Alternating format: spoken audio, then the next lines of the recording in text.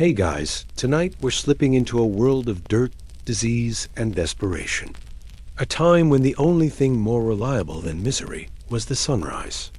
Forget knights in shining armor or courtly love poems. That's the Hollywood version. They. Real Middle Ages? It was a 1,000-year endurance test where the average person's greatest achievement was not dying before 30.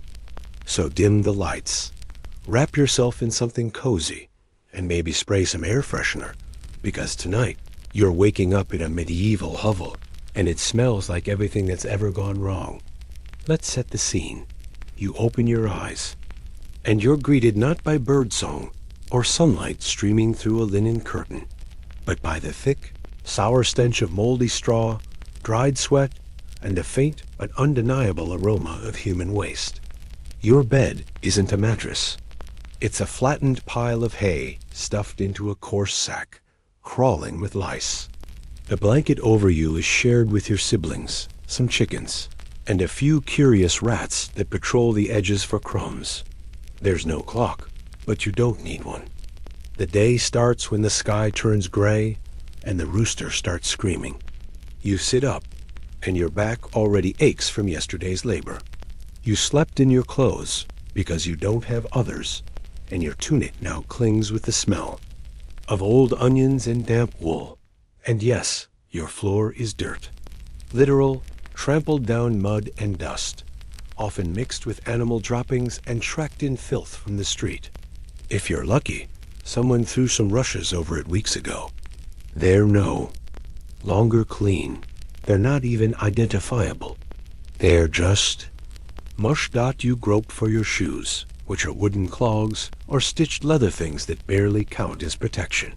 If they're wet, and they usually are, you get to enjoy the feeling of icy slime between your toes.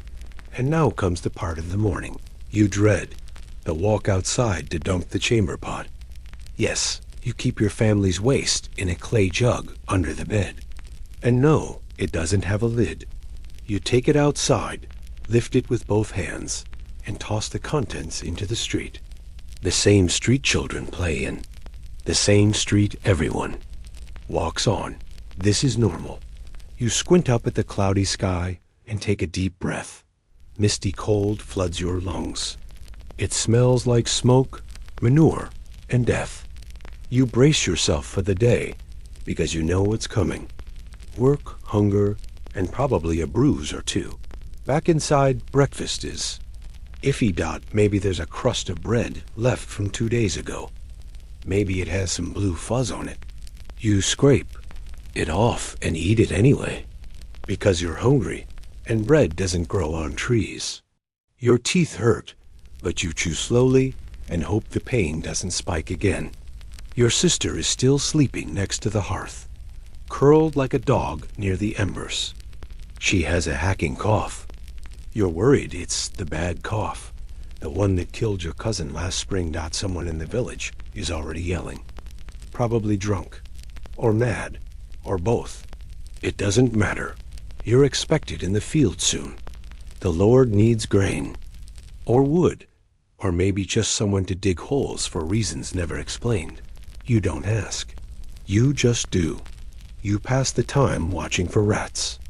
Not because you're afraid of them, because they steal your food. They're the enemy. One skitters across the floor, old and confident, because he knows you're too tired to chase him.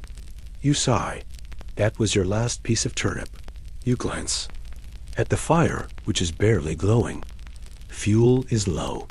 There's a bundle of damp sticks, but lighting them is a chore.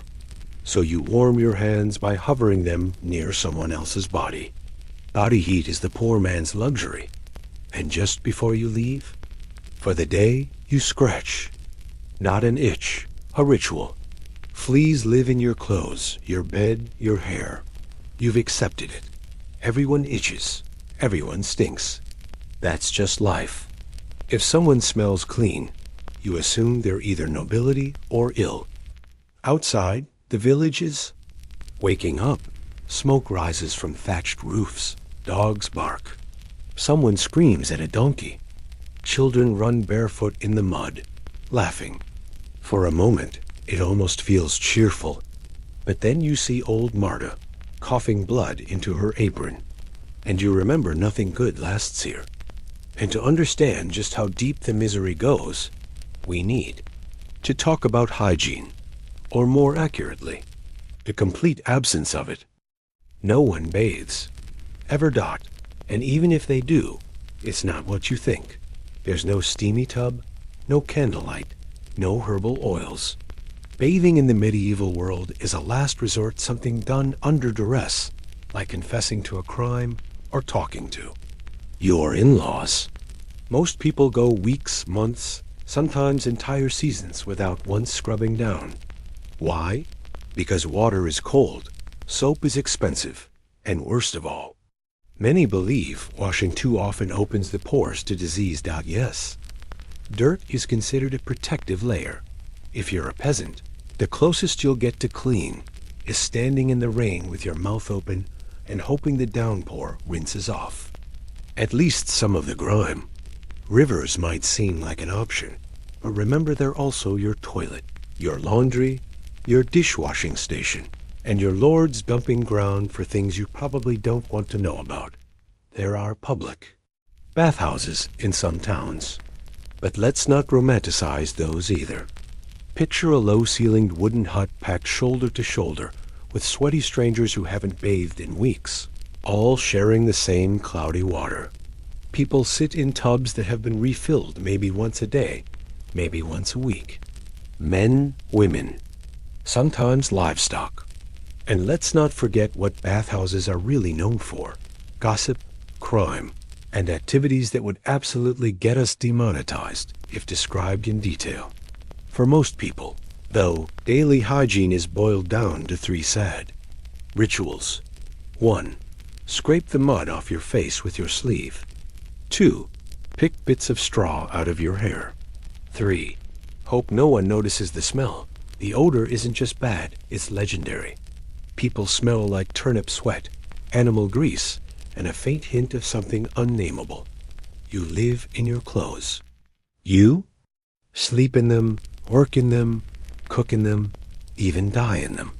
And those clothes never washed, because washing ruins the fabric, and cloth is valuable. You'd rather be stinky than naked. If you're lucky enough to own a second tunic in most, aren't you might switch it out once in a while. But swapping one filthy rag for another isn't exactly progress. Hair care? That's a joke. You've got knots in your scalp that could hide small coins. Lice are so common, there are poems written about them. Fleas, too. Entire ecosystems live on your body. They don't just bite, you can actually hear the scratching at night if the room's quiet enough. And heaven help you if you have a wound, a cut, a scrape, a blister. These are invitations. Bacteria, pus, and gangrene are frequent guests. You can try to wrap it in a rag and pray, but your hands are never clean. Nothing is. Infection is basically the default setting. Your teeth rot faster than you can count them. Your breath could knock out a horse, and your armpits are chemical weapons. You don't know it. No one does. Everyone smells, even the rich. But the rich have perfumes. They douse themselves in oils made from crushed flowers, herbs, and musks. Does it help? Not really. Now they just smell like rotting meat covered in lavender. But it's considered classy. Oh, and they might have servants to wash their feet. That's a thing. Sitting in a throne-like chair while a boy scrubs your crusty toes with a cloth soaked in cold water. For peasants like you, that's just fantasy. Your feet are your tools. They're calloused, cracked, and permanently stained like old leather boots. Now and then, people talk about cleansing, but they don't mean soap. They mean spiritual cleansing. They'll line up to touch a relic or dunk themselves in holy water, not to get clean, but to get forgiven. But the dirt always comes back, and in winter, the cold becomes its own excuse. You can't afford to wash when the water would freeze on your skin, so you bundle up, stink included, Families huddle together in a stew of shared body odor. You tell each other it's for warmth, but really, there's no escaping it. At some point, you just stop noticing, but that won't help you when disease creeps in. Because the filth isn't just unpleasant, it's dangerous. And that danger only becomes more terrifying when you open your mouth. Because what's lurking inside it is the stuff of nightmares. So let's talk about your teeth, or what's left of them. In medieval times, your mouth was a ticking time bomb. By your mid-20s, your teeth are either rotted, broken, or completely missing. Chewing becomes a luxury. Smiling is a mistake. And if you've got a toothache, you're going to learn very quickly just how much pain a human skull can hold. There is no toothpaste, no floss, no dentist. You might occasionally chew on a twig or rinse your mouth with wine if you're wealthy. But for the average peasant, you're lucky if you ever even see your reflection, let alone clean your teeth. Your diet doesn't help. Bread is the cornerstone of your life course, gritty bread filled with bits of sand and stone from poorly ground flour. Every bite is like chewing a fistful of gravel. The enamel doesn't stand a chance. Your molars wear down to the root. Your gums swell, bleed, and eventually, your teeth just fall out. And when they do, it doesn't end. An exposed root or infected socket doesn't just hurt, it can kill you. Infections in the jaw are lethal without antibiotics. The rot spreads through the bloodstream, and what started as a sore tooth ends in a fevered delirium and a shallow grave. If the pain becomes unbearable, you have two options. 1. Live with it until your face swells like a melon. Or 2. Let someone yank it out. Tooth pulling is not a job. It's just something people do. The village blacksmith might give it a go with a pair of tongs. Or the barber, between bloodlettings and leech placements. They don't use anesthetic. They don't sterilize. They just say, hold still and hope you don't bite their hand. Some people get inventive. They tie a string to the tooth and the other end to a door. Slam. Screaming. Blood. Collapse. Success. Maybe. Dentistry in the Middle Ages is less. Science more horror show. And when things go really bad, say, a tooth abscess or a broken jaw, you'll trouble. Your face can balloon. You might start leaking pus from places you didn't know existed. Eventually, it spreads to the brain, and then you're done. But the misery doesn't stop with your teeth. Halitosis, what we'd now call bad breath, is a universal curse. Everyone has it. It comes from decaying teeth, rotting food stock, in your gums, an infection simmering quietly in your skull. Kissing isn't romantic. It's dangerous. Romantic affection involves bumping two oozing bacteria farms together and hoping for the best. If you're nobility, you might have a servant offer you mouth fresheners, little clumps of honey-soaked herbs, or spices like cloves. But if you're a peasant, you chew on mint leaves if you can find them. Otherwise, you talk through clenched lips and pray no one notices. Toothaches were sometimes thought to be caused by worms. Tiny invisible worms living inside your teeth, gnawing from the inside out. People believe this because the pain felt like something wriggling deep in your bones, and they weren't totally wrong. Something was gnawing in there. Just not a worm. One bizarre cure involved burning a mixture of herbs and goat fat, then funneling the smoke into your mouth with a horn, in hopes the tooth worms would flee. What actually happened was you inhaled smoke until your eyes watered and maybe got dizzy, enough to forget the pain for a while. Eventually, the pain comes back. It always comes back. Children lose their baby teeth like modern kids, but the adult replacements? They rarely last. Some kids grow up with crooked, blackened, or missing front teeth by the time they're teens. And without modern nutrition, even healthy teeth grow in soft, crooked, and vulnerable. There are no braces, no mouth guards. No fluoride. You grind your teeth at night because of stress, cold, and hunger. You chip them trying to crack nuts or chew on bones. There's no such thing as a sweet tooth, because real sweets are rare, unless you count honey, which sticks to the enamel like glue and accelerates decay like fuel to a fire. So instead of a smile, you give a grimace. Instead of laughter, you wince. Because in the medieval world, every part of your body is breaking down slowly, but your mouth is leading the charge. And when you wake up hungry, because you always do, you'll have to choose something. And that brings us to the next grim reality. Your medieval breakfast is about as appetizing as chewing on sadness itself. You wake up starving. Not the kind of hunger where you forgot to eat lunch. The kind where your ribs poke out and your stomach feels like it's trying to digest your backbone. So you stumble to the hearth, hoping someone remembered to save a bit of bread. And there it is, a hunk of yesterday's crust. Rock hard, green fuzz curling at the edges. You scrape the mold off with your thumbnail and break off a piece. Your teeth can barely handle it, but hunger doesn't care. This is breakfast.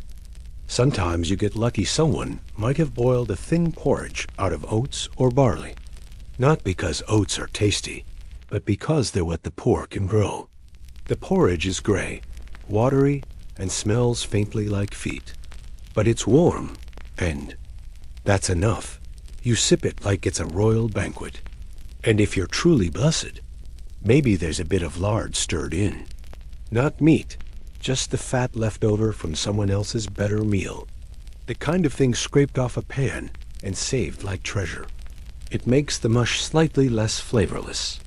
On feast days, you might get a bit of cheese if the village goat's been generous, or a boiled egg, or once in a blue moon, a strip of dried meat. But that's a luxury. For most of the year, you eat variations of the same. Bread, porridge, maybe some turnips or onions. Salt is precious. Sugar is unheard of. And spices? They're more valuable than gold. You don't eat to enjoy. You eat to not die. Even the bread, your daily staple, is dangerous. It's coarse, heavy, and made with low-grade flour mixed with whatever's available. Bark, beans, old grain, sometimes even dirt. Bakers stretch ingredients however they can. The bread is so gritty. It wears your teeth down like sandpaper. And if you're desperate, you eat it moldy. Some molds just taste bad. Others are deadly. You don't know which is which until your stomach starts twisting and your vision goes funny. Some villagers talk about the dancing plague, people who convulse and flail until they collapse. You suspect it's not a curse, just bad rye. Water? You don't trust it. Not unless it's been boiled. Wells can be tainted. Rivers are worse. You've seen what gets dumped in there, so you drink ale. Weak, cloudy, homemade ale, served warm and sour. Not because you want to get drunk, but because the alcohol might kill whatever's lurking in. The liquid. Even children drink it. And when food runs out, as it often does, you tighten your belt and pretend. Pretend you're full. Pretend the ache in your gut is normal.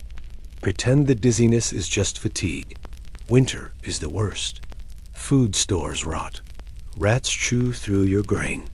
If the harvest was bad, and it usually was, you're in for months of scraping the bottom of every barrel. You start boiling things no one should eat. Grass, bark, boiled shoe leather. You eat roots so bitter, they make your mouth swell. And the worst part, famine isn't rare. It's expected. You've seen neighbors go weeks without food. You've seen kids waste away. People bury their children with stomachs bloated from hunger. Entire villages wither, and no one comes to help. You dream about apples, roasted meat, butter, the taste of something rich and warm and real. But when you wake up, it's back to crusts and cabbage water. And if you ever do get something better, say, a rabbit you manage to trap you don't celebrate. You hide. You cook in secret, because someone will smell it. Someone will knock on your door. And someone will remind you that in times like these, a meal is never just yours. Eating is a survival act, and survival means work. So after scraping your bowl clean, you stand up. Your belly still empty, your limbs still tired.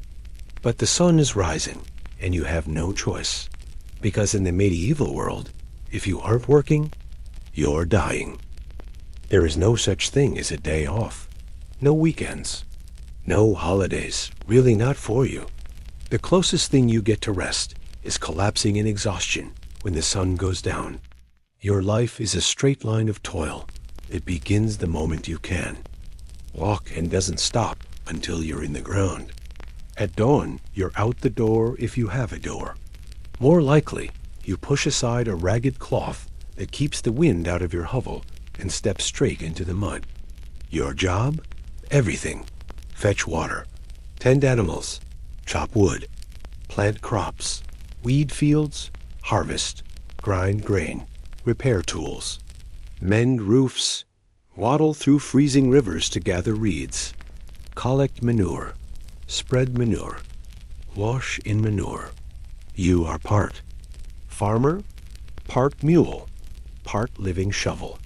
If you're a man, you might be sent into the fields, to the Lord's land before your own.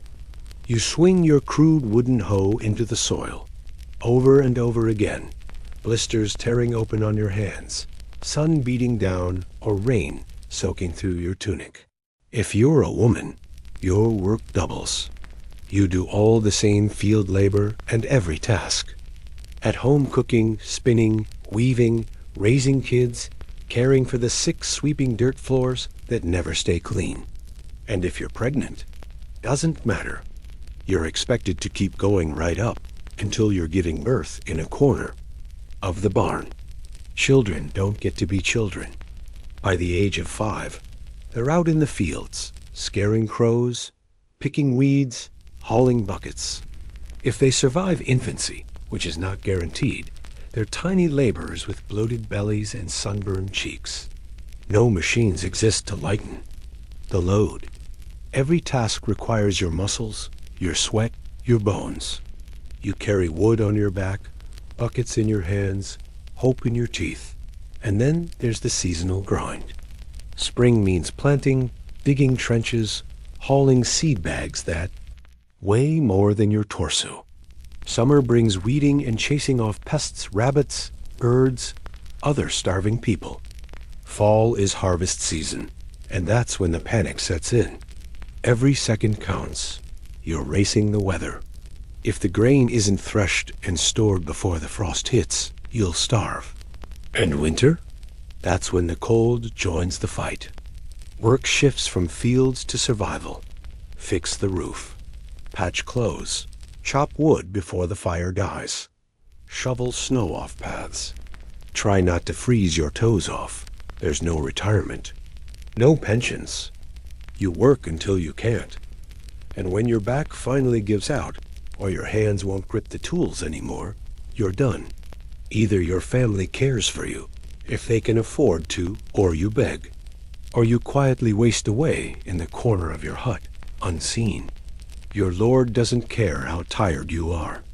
You owe him labor, taxes, and obedience. You don't get to say no. If he demands grain, you give it even if it means your family goes hungry. If he wants firewood, you go chop.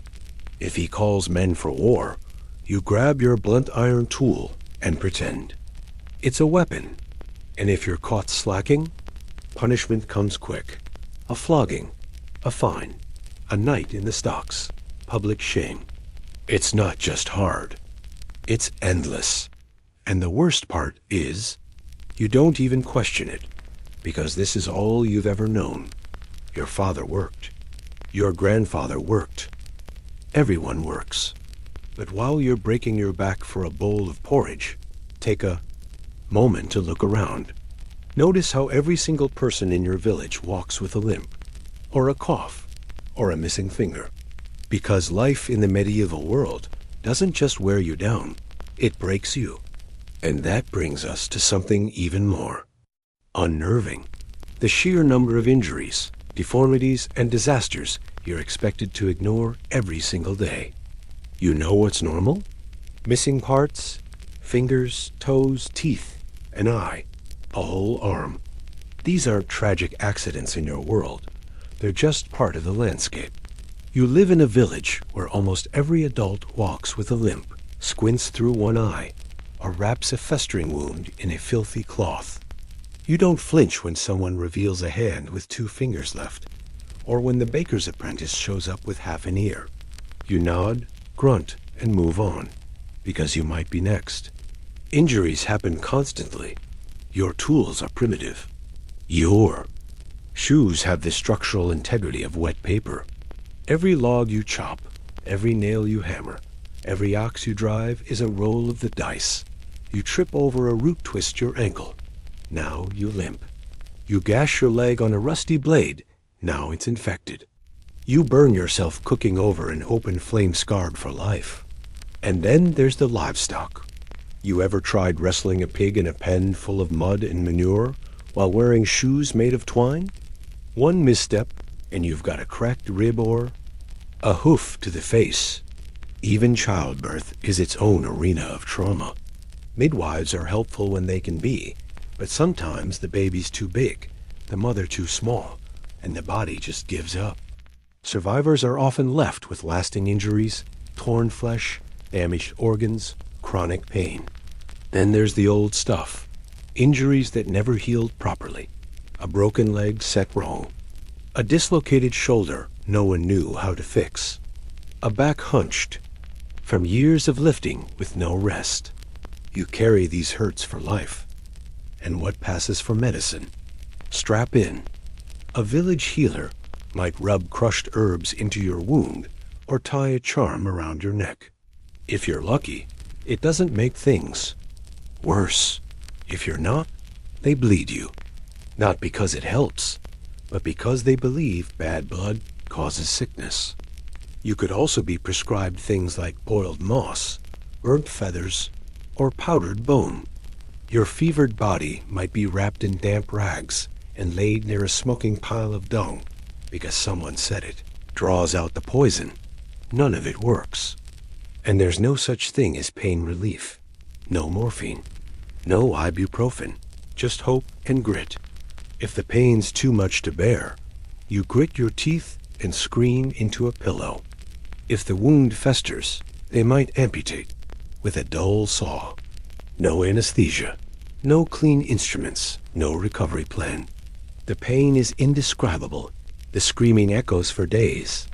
And if you survive big, if you're now one arm short, and your odds of earning a living just drop to 0. And even the non-injured aren't exactly thriving. Rickets twists your legs from poor nutrition. Scurvy rots your gums. Rheumatism stiffens your joints until your fingers won't bend. And there's always the cough. Everyone has it. It never leaves. Children often show signs of deformity by age 5. Bowed legs, bloated bellies, sunken cheeks. Malnourishment isn't rare, it's expected. And when disease comes, and it always comes, it doesn't just attack the sick, it shatters communities. A flu can take out 1/3 of the village. An infected wound can wipe out a family. So you live surrounded by scars, limps, coughs, and silence. No one complains, because it would take all day. You just keep going. And if someone dies, you bury them. Cry if you have the energy, and carry on with half the workforce, and none of the support. But what if someone tries to help you? Someone trained? A professional? You better pray you never need a doctor in the Middle Ages, because seeing one might actually make things worse. You're sick, not just a little sick. You've got a raging fever, your skin's hot to the touch, and your head feels like it's been stuffed with burning hay. Someone in the village says you should see a doctor. You laugh. Then you cough. Blood, But all right, fine, you're desperate. You go. First mistake. Let's be clear, doctors in the Middle Ages aren't what you think. They don't wear white coats or hang diplomas on walls. Most of them don't even touch their patients. They wear long robes, strange amulets, and if you're in a city, maybe even one of those plague masks with the long beak stuffed with herbs to block out the stink of death. Their treatments? A terrifying blend of guesswork, superstition, and outright torture. First, they look at your urine. They might sniff it, swirl it, or hold it up to sunlight like it's a fine wine. Maybe they taste it. Seriously. They think it holds secrets about your soul. Then they'll ask what you've eaten, how often you've bathed, and which planet was rising when your symptoms began. Astrology is medicine now. The most popular diagnosis? Bad humors. According to medieval theory, your body contains 4 magical liquids: blood, phlegm, black bile, and yellow bile. Get sick, and it's because these are imbalanced. The solution? Let's drain you.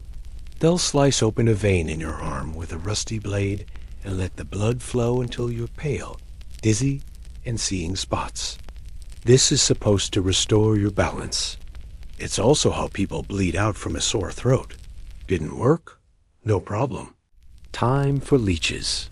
They slap fat, squirming leeches onto your skin and wait for them to feast. You're cold, shaking, and now hosting little vampires. You wonder if this is still better than being sick. Still not better? Let's try enemas.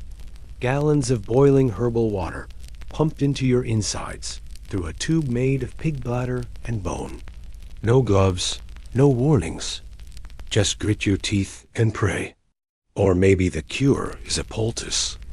The healer mixes dung, moss, cobwebs, or ash into a warm, sticky mush and slaps it directly onto your wound.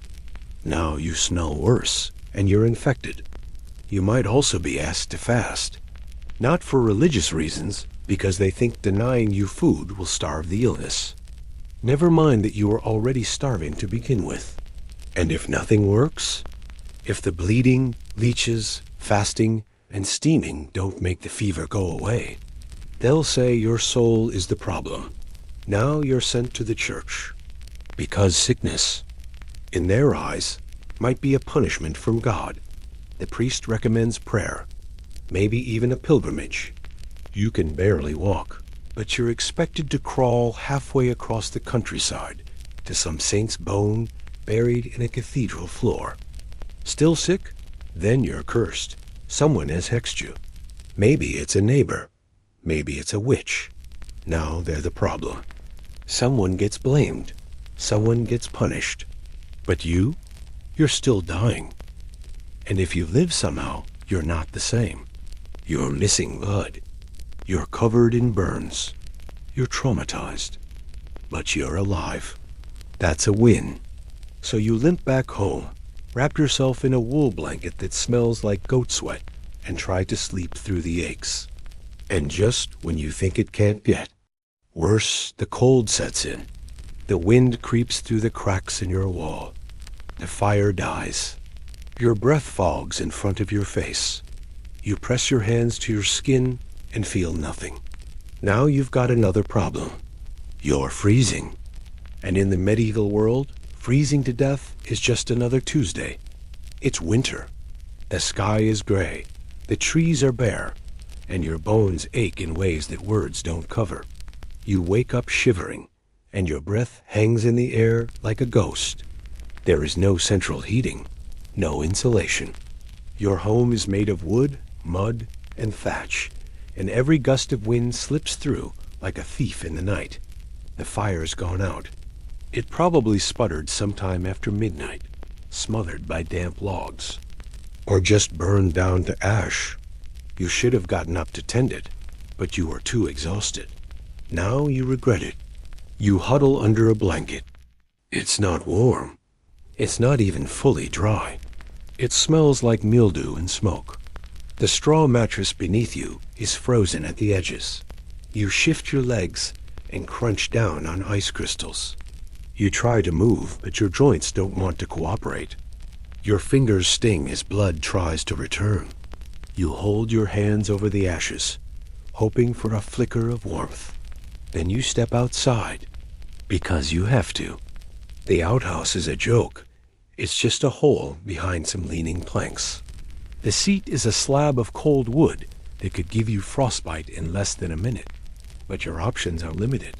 So you grit your teeth and go. Everything is hard in winter. The path to the well is iced over. Your boots, if you have them, are soaked through. The axe handle is frozen, the blade dull. You chop anyway, splitting logs into crooked chunks and praying they'll burn.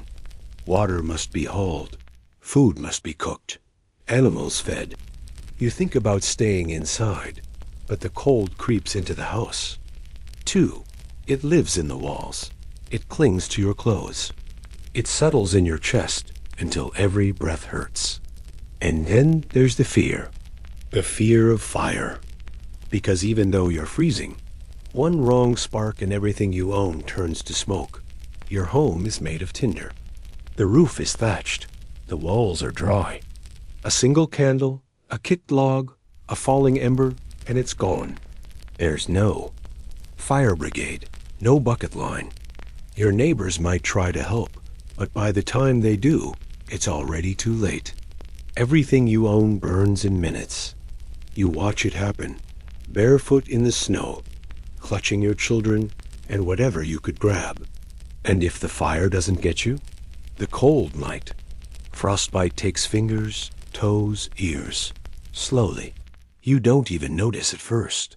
Then your skin turns white, then black, then useless. And that's if you're healthy. If you're already sick and you probably are, winter is a death sentence. Coughs turn to fevers. Fevers to convulsions. You shiver under every rag in the house, and your family lights candles, not for warmth, but for your soul. Sometimes entire families vanish over winter. A locked door, no smoke from the chimney, silence. Come spring, someone checks in and finds only bones. You dream of warmth, of sun, of anything not frozen. But this is life. And you've still got to work, still got to gather food, still got to pay your taxes. And if something goes wrong, if someone steals your last bundle of firewood, or you fall through the ice fetching water, or your cow dies in the night, you don't get a do-over. You just endure. But as you shiver and cough and scrape ice from your skin, remember, your real enemy isn't the cold. It's the people who control your life. Because in the medieval world, justice isn't fair. It's brutal, arbitrary, and usually fatal. You'd think justice would mean protection, fairness, maybe even a little mercy. But in the Middle Ages, justice doesn't protect you. It hunts you. It's not about what you did. It's about who's watching, who's angry, and how many. Coins are in your Lord's purse that week. Let's say you're caught stealing a loaf of bread. Why did you steal it? You were starving. Your children hadn't eaten in days. The baker has more than enough. Doesn't matter. The village constable drags you by the collar to the center of town. No one asks your side. No trial. No delay. Punishment is public, immediate, and theatrical. You're lashed. Maybe 10 strokes. Maybe 20. Depends on the mood. Or worse, you're put in the stocks. Hands and head locked in wood, legs trembling, back aching. People spit at you. Children throw dung. This is your shame parade, and it lasts until the bailiff says you've had enough. Sometimes days. If you're unlucky, the Lord himself hears about it. Now it becomes political. Now he wants to make an example. Maybe you lose a hand. Maybe they hang you from a tree and leave your body swaying like a wind chime of failure. And you think, surely this is just for serious crimes. Think again. Accused of sorcery? That's a death sentence. Accused of blasphemy? Public flogging. Trespassing on the Lord's land? imprisonment, or worse. Did your pig wander into someone's cabbage patch? That's a fine you can't afford, so your pig is seized, and now you're poorer than ever. Even petty insults can trigger disaster. Say the wrong thing to the wrong person, an offhand joke, a careless curse, and someone reports you. Now, you're being questioned. If the church gets involved, it might be labeled heresy. And heresy doesn't get a slap on the wrist. It gets fire. Trials do happen. Sort of. They involve oaths, bribery, and the testimony of people who may or may not hate your guts. If the crime is serious, you might face trial by ordeal. That's exactly what it sounds like. Trial by fire. Carry a red-hot iron bar for 9 steps. Your hands are bandaged. If they heal clean in 3 days, you're innocent. If not, guilty. Trial by water. They tie you up and throw you into a river. If you float, you're a witch. If you sink, you're innocent. You also drown. Justice is pain, pageantry, and pure chance. And if you're noble, it's a different world. Nobles can duel to settle disputes. They can pay off judges. They can kill a peasant and walk away with a shrug and a coin tossed at the widow. You can't fight back. You can't appeal. You can't explain. You just hope you never get accused. And even when you're not accused of anything, you still suffer under the system. Because taxes are mandatory, tithes are demanded, and the punishments for failing to pay, just as cruel. Fall behind on your dues? The Lord takes your tools, or your animals, or your land. You can't work without tools, can't eat without animals, can't live without land. It's not justice, it's survival played with loaded dice. But even justice isn't your worst fear, because you can dodge the guards. You can stay quiet, stay poor, stay invisible. But there's something else that hunts you without rest, without mercy. It doesn't care about innocence. It rides in on fleas and breathes through coughs. And when it arrives, the village changes overnight. Because now it's time to talk about death. Real, unstoppable, creeping death. It starts with a cough, just a cough. Someone sneezes in the market. Someone else faints while drawing water. Then, 2 days later, they're dead. And their neighbor. And the blacksmith. And your cousin. You've heard the whispers. The sickness has come. You don't know what it is. No one does. But you do know what it does. It starts with a fever. Then black boils rise under the arms and groin swollen. Lumps the size of apples that ooze blood and stink of rot. The victims moan, delirious, clawing at their own skin. Within 3 days, their eyes go dark, their skin turns gray, and they collapse into silence. This is the plague, the Black Death, though you don't call it that yet. You just call it the pestilence, the curse, God's anger. It spreads like wildfire, and no one knows how to stop it. You can't run. Every town, every village, every corner of the countryside starts coughing. The streets are suddenly quiet. Then they're full of corpses. Bodies pile up faster than they can be buried. The graveyard is full, so they dig pits mass graves, wide and shallow. Sometimes the dead are thrown in by the dozen, covered in quicklime and forgotten. Children vanish overnight. Entire families disappear. The air smells wrong.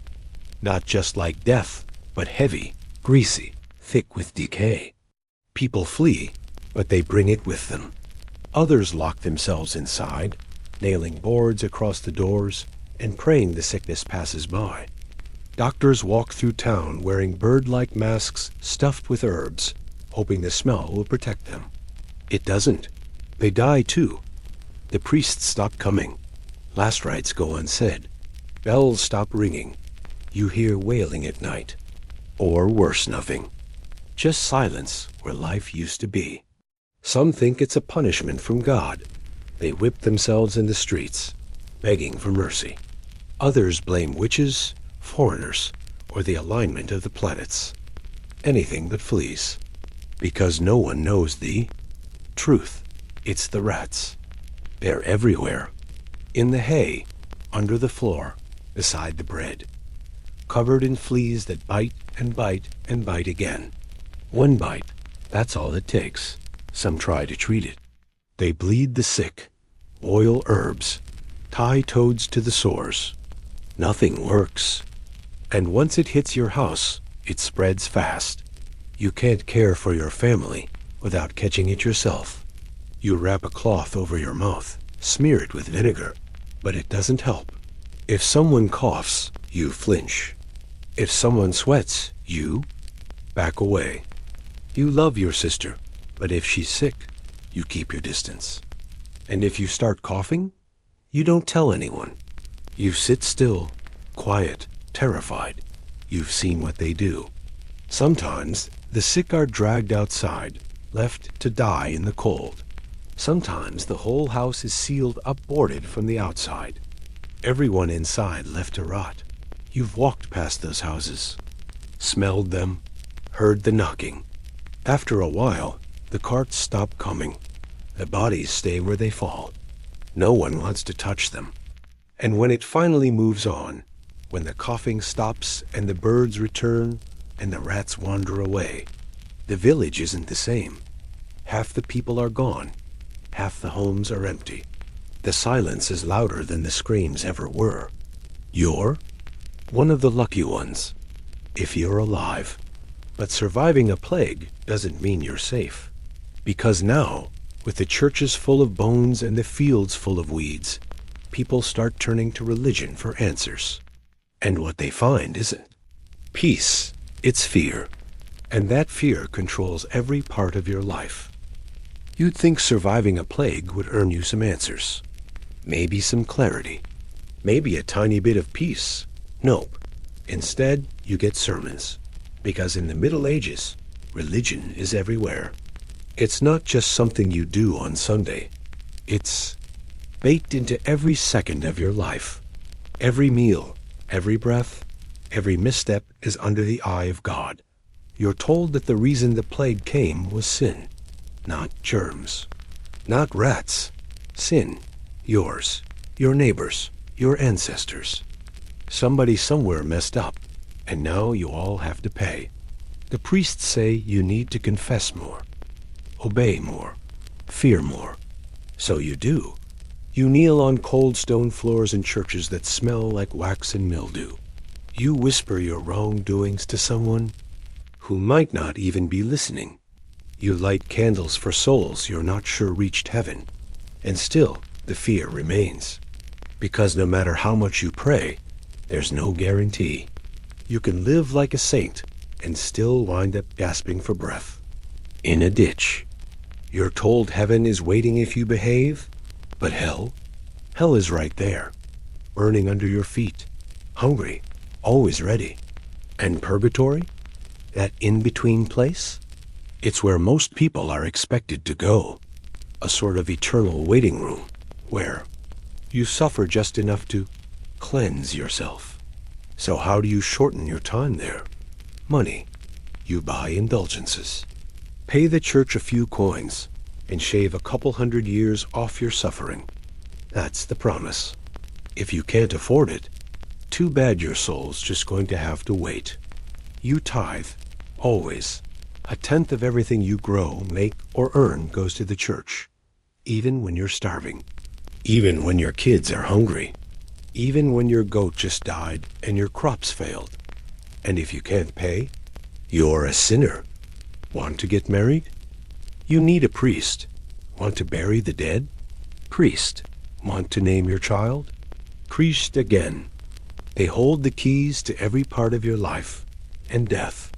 But here's the cruelest twist. Even the priests are scared. They chant prayers to protect themselves from disease. They wear talismans. They sprinkle holy water over empty pews and rotting fields. They preach about sin, but they fear the same things you do. And some aren't even true believers. Some just like the power, the robes, the authority. They can accuse anyone of heresy. That means you said something wrong, believed something wrong, looked wrong. And heresy doesn't end with an apology. It ends with fire, a public burning. They say the flames purify the soul, that the fire cleanses sin, that when the screaming stops, the soul rises clean into heaven. But all you hear is screaming, so you say the right things. Bow at the right times. Keep your head down, even if you don't believe, because belief doesn't matter. Obedience does. And just when you think your soul is the only thing the church wants to control, you realize something worse. You don't even own yourself, because in this world, you're not a person. You're property. You are not your own. You belong to someone, a lord, a baron, a bishop, someone richer, stronger, and far more entitled than you. You're a serf. Not quite a slave, but definitely not free. You work the land, but you don't own it. You grow the food, but you don't keep it. You exist, functionally, as part of the estate like a plow or a cow. Your life is inherited. You were born on your Lord's land, and that's where you'll stay until you die. If your Lord decides to sell the land, guess what? You go with it. You want to move to the next village? You can't, not without permission. You want to marry someone from across the river? Better hope the Lord approves, because otherwise, that union's illegal, your children, they're the Lord's future labor force. You owe taxes in the form of grain, eggs, wool, even labor. You might be ordered to spend 3 days a week working your Lord's fields before you're allowed to touch your own. And don't even think about hunting in the woods. Those deer, the Lord's. That rabbit, still the Lord's. Get caught poaching, and you might lose a hand or your life. Meanwhile, the noble family enjoys roast meat and sweet pastries. Wow. You boil turnips and gnaw old bread. Every part of your existence is tracked and taxed. The mill you grind your grain at, the Lord owns it. You pay to use it. The oven you bake your bread in, same story. The wine press, the forge, the fishing stream, all under someone else's name. Even if you somehow manage to grow a surplus, you can't sell it freely. The profits, skimmed, the deals, controlled, the market, taxed again. You are locked in place. And what happens if you try to rebel? Refuse to pay? Flee? They'll drag you back in chains or worse. Public punishments remind everyone else what happens when property steps out of line. And still, you endure. Because what choice do you have? It's not like you're surrounded by success stories. The people around you are barely surviving too. And every week, sometimes every day, you're reminded just how fragile life really is. Someone dies. Again, maybe from hunger, maybe from disease, maybe from an accident, maybe for no reason at all. And every time you go through the same ritual. A wooden box, a short walk, a prayer, a hole in the ground, then back to work. Because funerals are part of life. And in the Middle Ages, life is one long goodbye. Death is so common, it stops being shocking. You hear the bell toll. Again, another villager gone. Could have been your neighbor, your cousin, your sister. Could have been a child, usually is. Sometimes you don't even know who. You just hear the bell and keep walking. Funerals don't feel like special events. They're routine, quiet, short. No one has the energy for long grief, and even fewer have the time. You gather near the church, if there's one. If not, someone's field will do. The body is wrapped in cloth. There's no coffin unless you're rich. Maybe it's tied with twine or carried on a board. No flowers, no speeches. The priest says a few words or mumbles them. and the body goes into a shallow hole covered with soil. You nod, mutter a prayer, and that's it. Children die the most. That's just accepted. If you're a parent, you name your child knowing there's a good chance that name won't be said again next year. You don't get attached too quickly. Stillbirths, fevers, accidents, costs that never go away. You try everything herbs, prayers, charms. But when death comes, it doesn't knock. It kicks the door in. Even childbirth itself is deadly, for both mother and baby. One wrong turn, one weak breath, and 2 funerals follow. Old age is rare. If someone makes it to 50, they're a legend. Wrinkled, hunched, possibly blind but still walking, that's a miracle. And if someone dies unexpectedly, people look for blame. Was it a curse? A spirit? A sin left unconfessed? Maybe the deceased saw something they shouldn't have, so you bury them fast, just in case. And then you carry on. The empty bed gets filled. The tasks get reassigned. The village keeps moving, because it has to. There's grain to thresh, wood to split, water to haul. There's no room for long mourning, and death doesn't ask for permission. It just keeps coming. And while all this is happening, while people vanish, while grief clings to every thatched roof like smoke, there's something else you're not doing. You're not learning. Because the truth is, most people in your village will live their entire lives completely illiterate. You'll never read this. In the Middle Ages, the written word isn't for you. It's for the monks, the clergy, the scribes behind monastery walls, dipping feathered pens into ink and carefully scratching out Latin prayers. You'll live your whole life without writing a single sentence. No one teaches you to read. There's no village school, no alphabet chart, no kindly teacher holding your hand through the letter A. You're too busy hauling water, planting onions, and trying not to starve. And even if you wanted to learn how, books are rare, expensive, handwritten. One book could cost more than a cow. Even if you could afford it, you wouldn't know what to do with it. The symbols on the page mean nothing. Just rows of squiggles and loops, like an animal scratched in there. Sometimes you hear things read aloud, usually in church. The priest chants from a Bible, but it's in Latin. You don't speak Latin. You don't even know anyone who speaks Latin, but you nod along anyway, pretending it makes sense. You might know a few symbols. The sign of the cross, a mark you leave beside your name when you're forced to sign something. That mark is usually an X, because that's all you can do. What little learning exists is passed down by voice. Your mother tells you how to cook without measuring. Your father teaches you how to tie a net, how to plant beans, how to know when rain is coming by the smell of the dirt. Stories survive in your head, not your hands. You memorize prayers, recipes, herbal remedies, maybe a local legend or two. You sing songs you barely understand because they're catchy, and they help make the work go faster. But facts? Science? Geography? Forget it. You'll die without knowing how big the world is. You'll die not knowing that the stars are suns, that the earth is round, that other continents even exist. To you, the world is your village.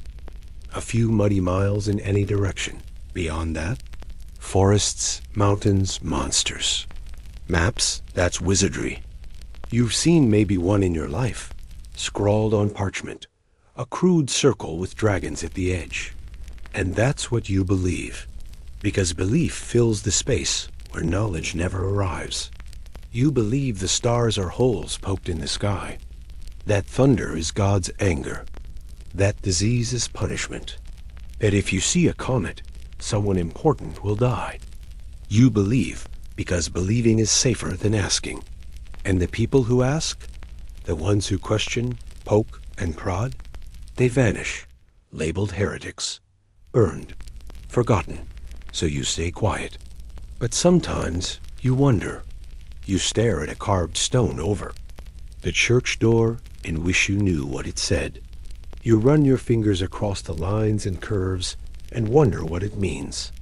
You know it must be important. Someone chiseled it with care. But it might as well be in code. Because without learning, you're locked out of your own world. And even when you do try to think, to dream, to hope, there's one more thing waiting. To drag you back to reality. Because when all is said and done, and your chores are done, and the sun sets behind the hills, and you're aching and bleeding and exhausted, you want to be entertained. But in the Middle Ages, fun comes with a very sharp edge. There's no such thing as boredom in the medieval world. Not because life is exciting, but because you're too tired to be bored. Still, every now and then, there's a break in the grind. A festival, a holy day, a Sunday afternoon when no one's yelling at you to fetch something. So what do you do for fun? You head to the town square. There's a crowd gathering. You hear shouting, maybe a drum. And then you see it, a man in the stocks. Head and hands locked in wood, red-faced, soaking wet from the vegetables being hurled at his head. Entertainment. People laugh. Kids point. Someone brings a goat. Someone else throws mud. No one asks what he did. Doesn't matter. He's the show now. If you're really lucky, the entertainment is even more intense. A hanging. Or a whipping. Or if the crowd gets a real treat in execution. You've seen one before. Maybe more than one. The condemned is dragged into the square. Usually half dead already. The crowd is electric. No one's working. No one's hungry. Not right now. The punishment is slow, deliberate, designed to make you feel something. Fear, satisfaction, a sick sort of relief that it's not you. Heads are cut off. Limbs are broken. Tongues are torn out. If the crime was especially bad, or if the church got involved, burning becomes part of the performance. People cheer, cry, faint, vomit, then they go home. But not all entertainment is violent. Sometimes there's a wandering juggler, a fool with a bladder on a stick who dances around and shouts nonsense. People laugh. Not because he's funny, but because laughter is rare, and you take what you can get. There might be a puppet show, a musician playing a sad song on a battered lute, a traveling bard telling stories about dragons, knights, and distant wars. You listen, eyes wide. For a moment, you forget about your blisters, your debts, your missing cousin. You imagine a world where something else happens, something magical. And then the lute string snaps. The story ends. The bard asks for coin. You don't have any, so he moves on. Sometimes the church organizes pageants, stories from the Bible acted out by locals. You sit in the cold and watch a man dressed as Satan stumble around in a mask made of leather and hair. Kids scream. Priest smiles. And then there are feast days. Feasts are rare. Very rare. Maybe once or twice a year. But when they come, oh, it's glorious. Bread, cheese, meat. The smell alone makes your knees weak. You eat until you can't move. Dance until you collapse. Drink until you forget how bad things are. Then it ends. The next morning, you wake up on the floor with a headache, a bruised elbow, and no memory of how you got home. You shovel ash over the vomit and go feed the pigs. And so the cycle continues, because in the Middle Ages, joy doesn't last. But misery? Misery is eternal. And now that you've seen how fleeting fun really is, let's go deeper. Let's look at the things that almost made medieval life better, but never quite did. The inventions, the ideas, the clever little breakthroughs that showed promise, before being swallowed by disease, poverty, or superstition. Sometimes, just sometimes, It looks like things might get better. Someone invents something clever. A water wheel that grinds flour without breaking your back. A metal plow that slices through soil better than wood. A spinning wheel that makes thread faster than hands ever could. And for a moment, it feels like a miracle. You see it with your own eyes, a miller turning grain into flour without needing 5 exhausted teenagers. A weaver producing cloth in a fraction of the time. A village getting water from a well without lowering a bucket by hand. But here's the problem. You don't own the invention. Your Lord does. And anything that makes work easier, it just means you're expected to do more of it. The moment you harvest faster, you're told to sow more. If you grind faster, you're told to deliver sooner. There's no such thing as extra time. The benefit doesn't go to you. It goes to your master, your tax collector, your church. You see clever farmers build crop rotations, growing beans one year, barley the next, to keep the soil strong. But if your neighbor tries that, the Lord might say no. The field must grow wheat this year. Why? Because he said so. And even learning about these ideas is hard. News doesn't travel fast. Most peasants live and die without ever hearing about inventions happening just 3 villages away. The church invents clocks, but only the monasteries get to use them. You still tell time by the sun, the rooster, or the ache in your bones. Medical knowledge starts to inch forward, too. Some monks begin copying ancient Greek and Arab texts, real wisdom, buried in dusty libraries. But you'll never read it. You'll never hear about it. That's locked away behind walls, reserved for scholars and nobles. You don't get bandages. You get spider webs. You don't get antiseptic. You get honey mixed with ash. Every discovery that could help you is either hoarded, twisted, or ignored. And when something new does arrive in your village, a new tool, a new way of doing things, it's met with suspicion. People say it's unnatural. They think it might offend God. Better stick with what you know, even if what you know is killing you. There's also the problem of superstition. Someone sees an eclipse? That's not astronomy. That's a warning. Maybe someone will die. Maybe a cow will miscarry. Someone builds a machine that moves water uphill? Sorcery. He's arrested. Maybe burned. Maybe drowned. Progress is dangerous. Change is feared. And that fear isn't always wrong, because sometimes new ideas do bring disaster. Like ships sailing to new lands and bringing diseases that wipe out half a continent. So even when a whisper of improvement reaches your ears, you hesitate. You've seen what happens to dreamers, to thinkers, to people who ask, what if? They disappear. So you keep doing what your father did. And what his father did? You plow, you sweat, you bleed. And every now and then, you hear rumors about the city, how things are different there. Lights, streets, money. So maybe you start dreaming. Maybe you start wondering, what's life like in a medieval city? And that's where we're going next. Because while the village might be miserable, the city, well, that's a whole different kind of awful.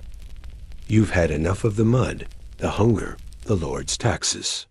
So you do something bold. You pack your few belongings, maybe a knife, a coin, a piece of bread, and set off for the city. This is your big chance. You've heard stories. Streets paved with cobblestone, markets full of food, jobs that don't involve digging in the dirt until your spine snaps. But when you arrive, the first thing you notice isn't the opportunity. It's the smell. A medieval city hits your nose like a fist. Rotting vegetables, open sewage, animal waste, human waste, fish guts, smoke, sweat, damp wood, and something else, something sweet and wrong. A thick stench that wraps around every building, every alley, every breath. You gag, then get used to it. Because everyone else has? The streets are narrow, so narrow. You can stretch your arms and touch both walls. Above you, buildings lean precariously, overhanging the road like they're trying to meet in the middle. People live on the upper floors, but the ground level is all business: butchers, bakers, blacksmiths, barbers. You see pigs walking around freely, dogs rooting through garbage, chickens squawking under carts. There are no sidewalks, no drains. Everything you don't want ends up in the street.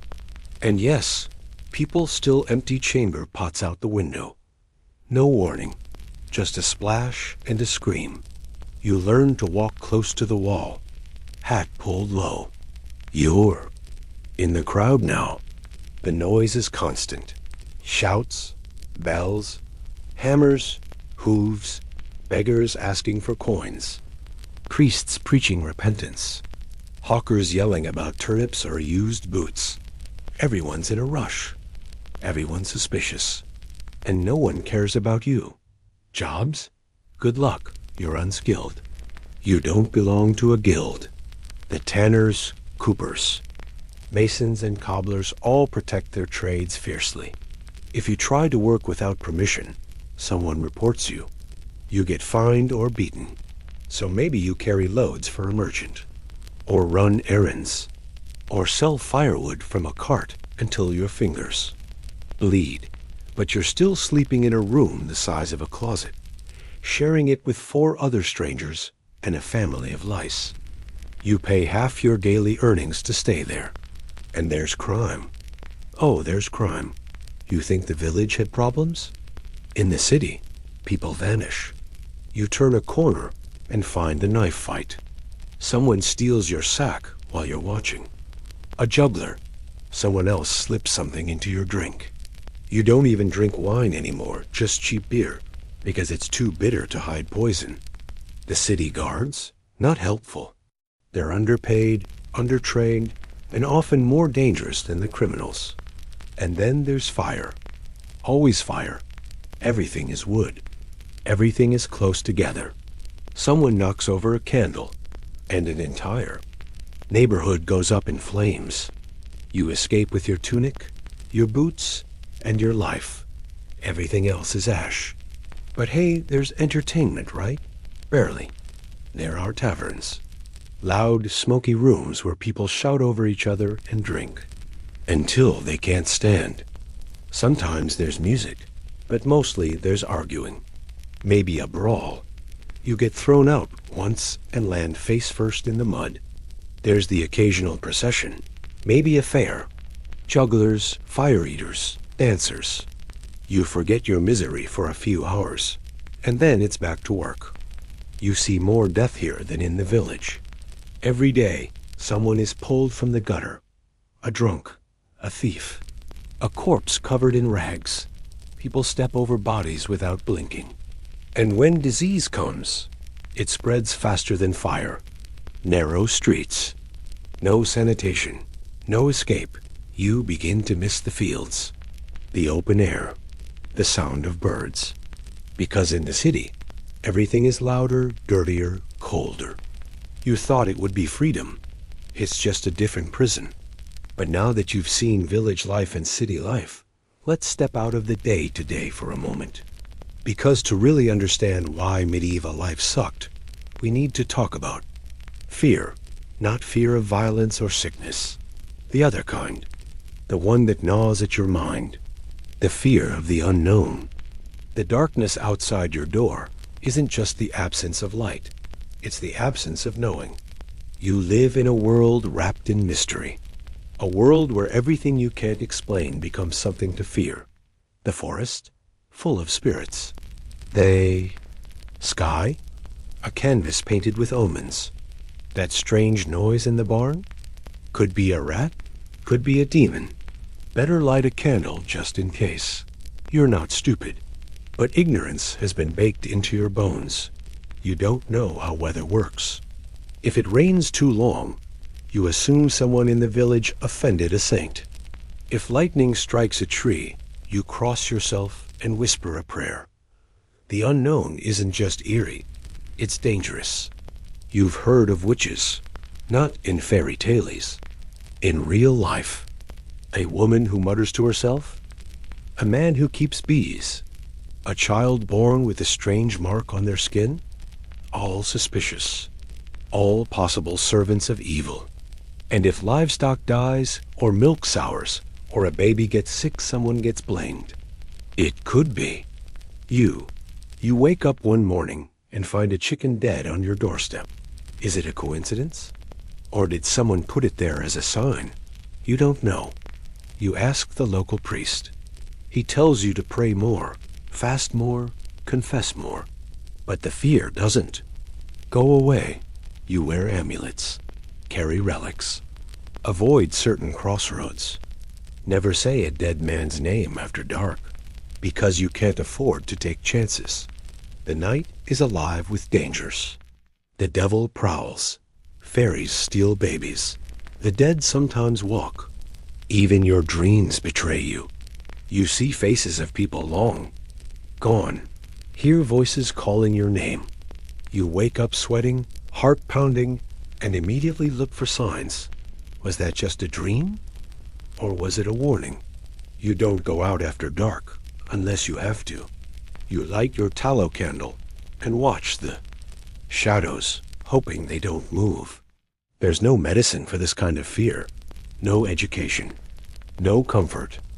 Even educated people, priests, monks, noblemen, live in terror of things they can't name. They argue about angels dancing on the heads of pins. They write books about demons, about hell, about the way a woman's glance could invite ruin. And those books? You'll never read them. But their ideas trickle down.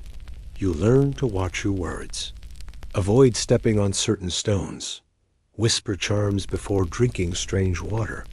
You learn to keep your head down, because the fear of the unknown doesn't just hover in the woods or the sky. It lives in people, in their glances, their whispers, their rumors. The moment someone decides you know too much or too little, you become a threat. And in the medieval world, threats are handled simply. They're erased. That's the price of living in a world where ignorance is normal and curiosity is a sin. But even with all this disease, starvation, injustice, fear somehow, people still manage to love. Which brings us to something no less complicated. What did it really mean to fall in love in the Middle Ages? And why, more often than not, did that just make life even worse? You're young, maybe 16, maybe younger. Your hands are already blistered from farm work.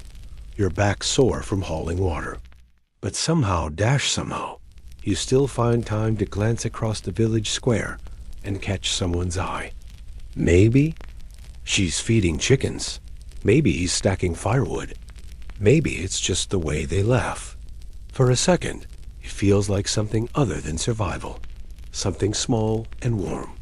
You're in love. That's cute. But it won't matter, because love in the Middle Ages almost never gets to decide anything. Marriages aren't about feelings. They're about land, labor, status. Your parents or your lord will choose your spouse based on what keeps the system going. You're a tool, and your marriage? It's a contract for more tools. Children who can work, pay taxes, carry water, fight wars. If you're a peasant, your marriage might be arranged when you're barely old enough to hold a hoe.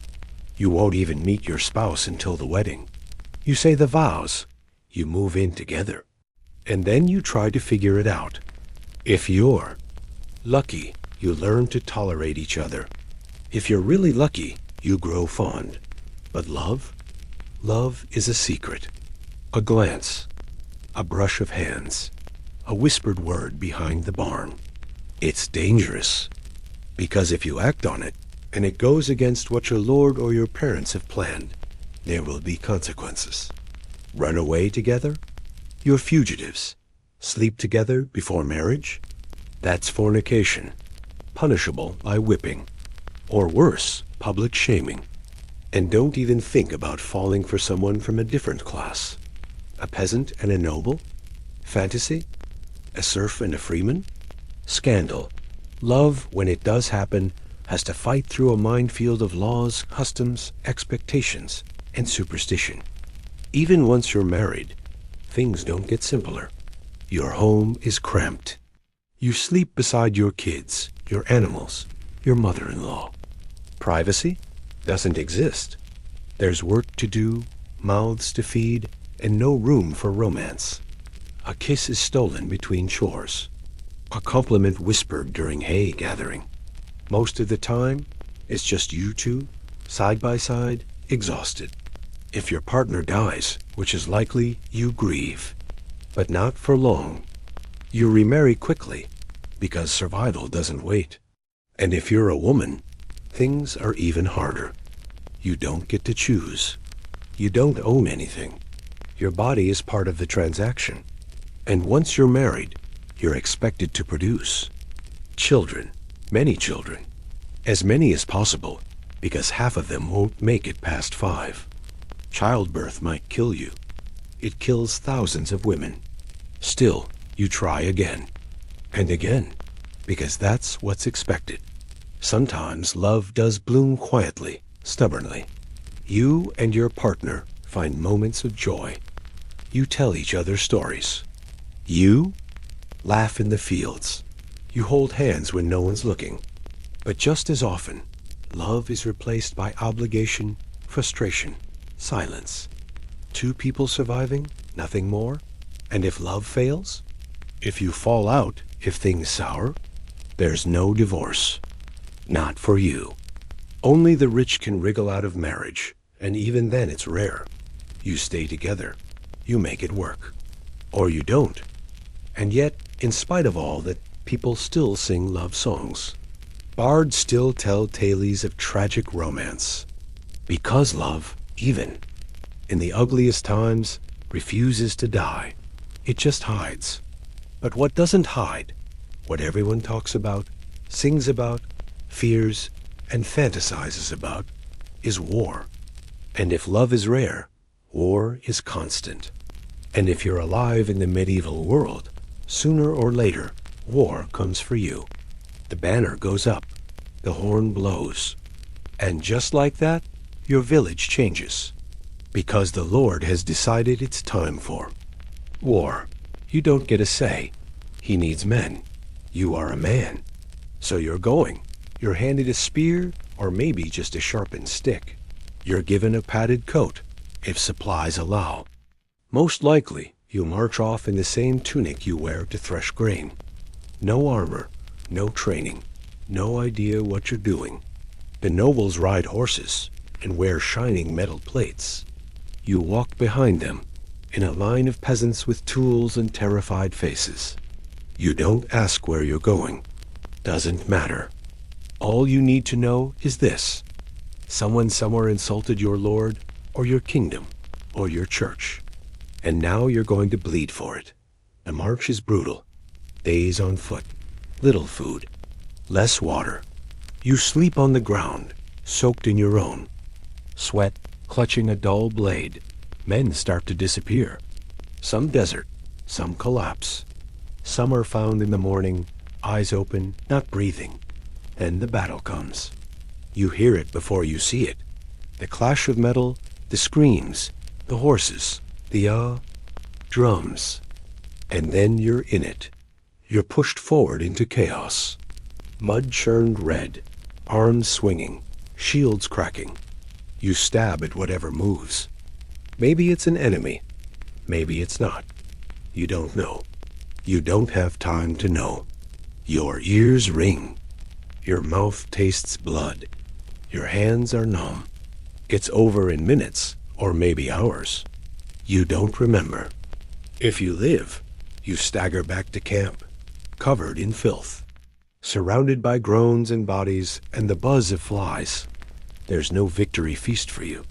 Just silence. Just exhaustion. You don't get paid. You don't get thanked. You just wait to be told what's next. Another march.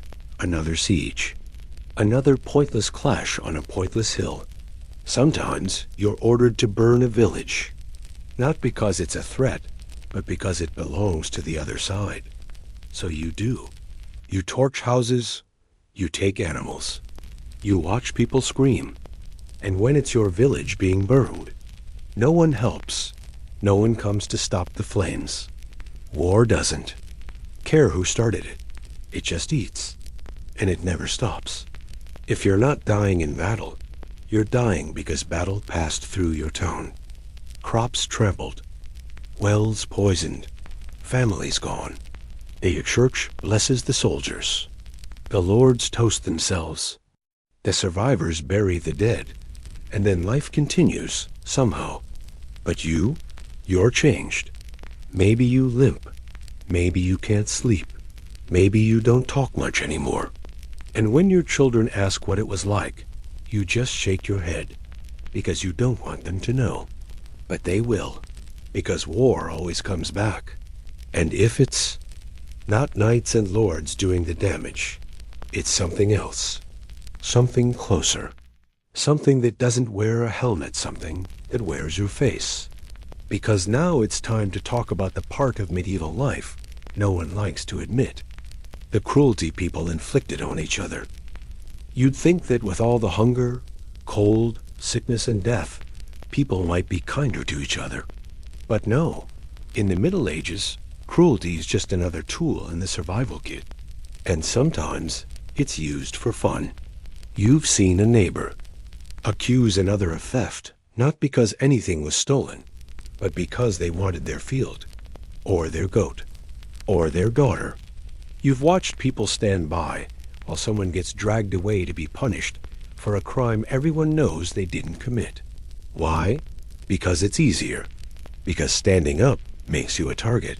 People turn on each other quickly. Rumors spread like plague. And if the community decides you're dangerous, unlucky, or just annoying, you're done. Take the widow down the lane. She talks to herself, grows herbs, keeps to herself. One bad harvest, and suddenly she's a witch. The children avoid her. The men spit when she walks by. Someone throws a stone at her roof. Eventually, she disappears. No one asks what happened. And cruelty doesn't stop with suspicion. It lives in the way people discipline each other. Children are beaten. Not occasionally, routinely. A switch across the legs. A slap to the face.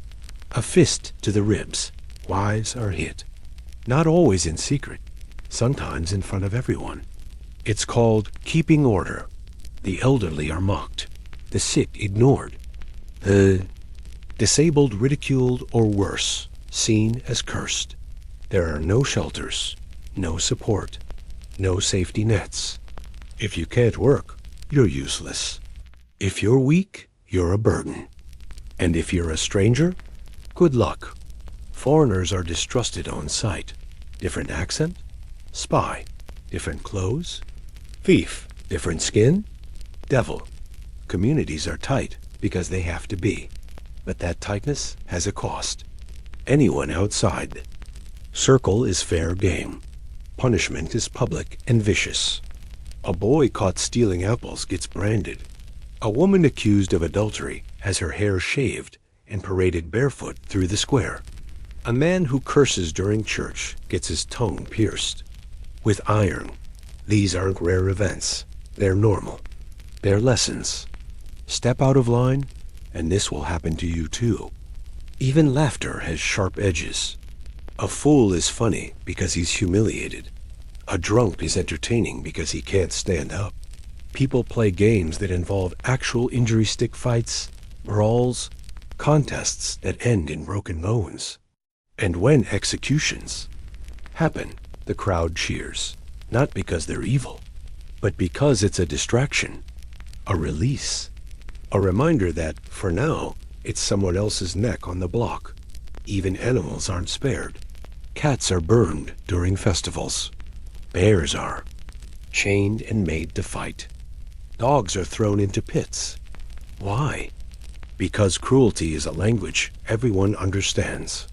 It's a way to show you're still strong, still standing, still not at the bottom of the heap.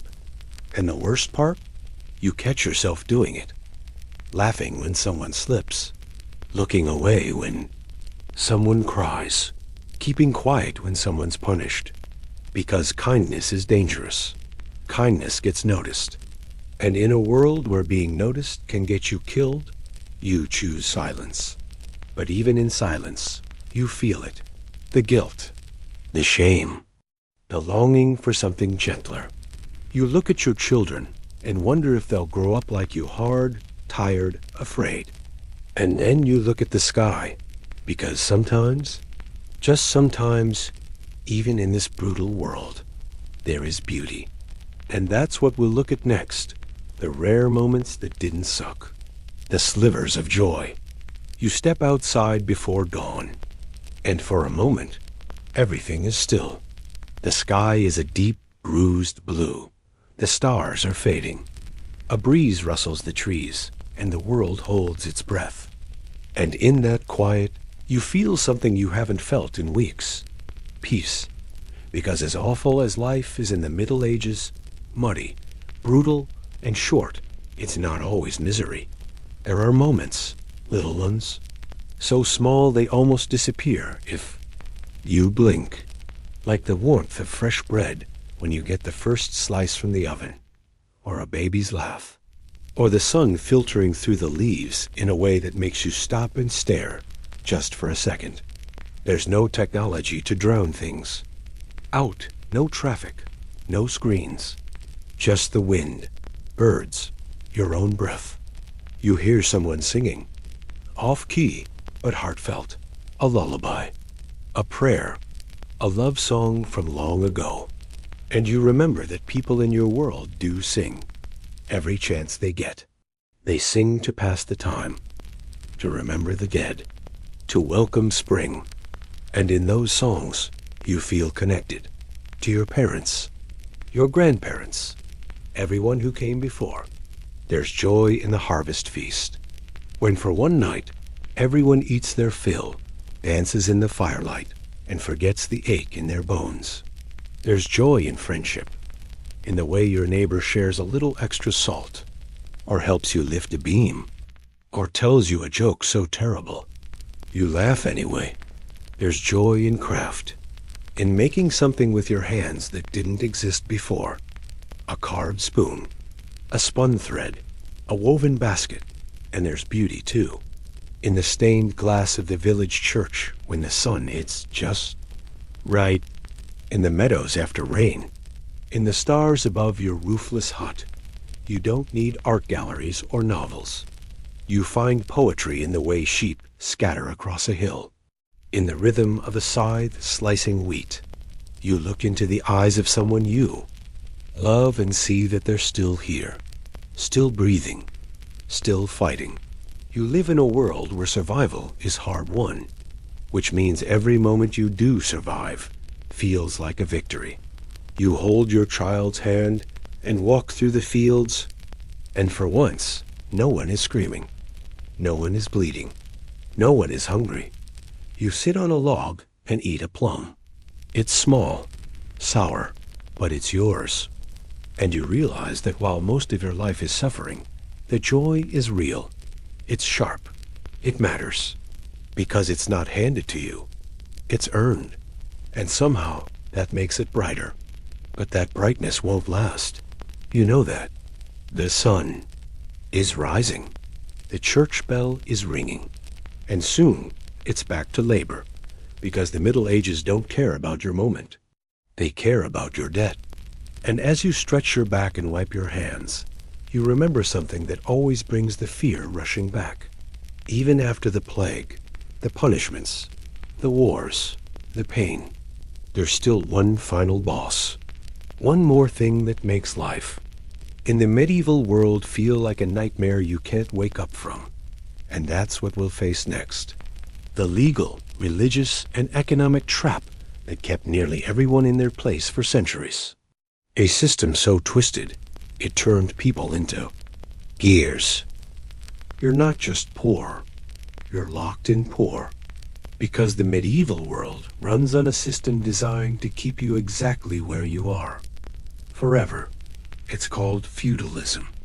Sounds fancy, right? But all it really means is this.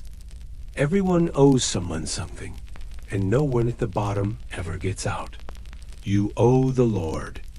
The Lord owes the king. The king owes the church. The church answers only to God, or so they say. And you? You're at the bottom. You owe everyone. You work the land, but you don't own it. You grow the crops, but the best of them go to your Lord. You raise animals, and half of them get taken before you can taste a bite. And it's not just food. You pay taxes in chickens, in grain, in hours of back-breaking labor. You pay to use the mill, the oven, the wine press, even if you built it with your own hands. You pay with your life when the wars come, with your children when the church demands offerings, with your sweat, with your silence.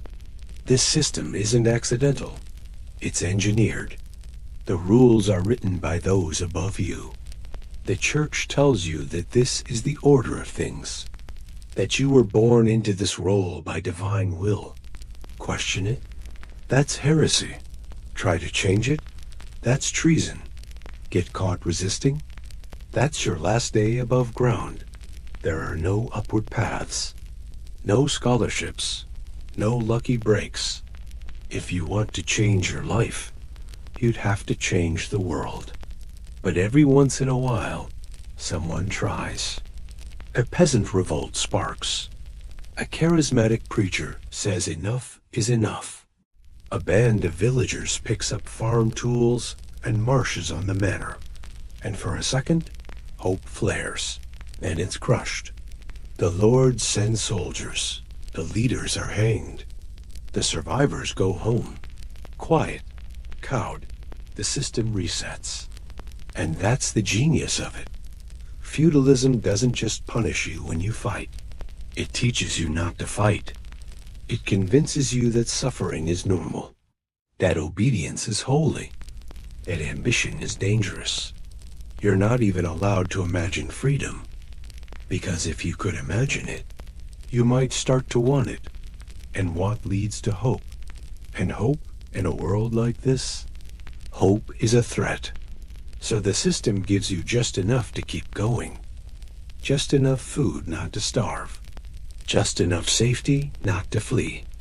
Just enough ritual and religion to convince you that you matter. But deep down, you know the truth. You're a cog, a replaceable piece.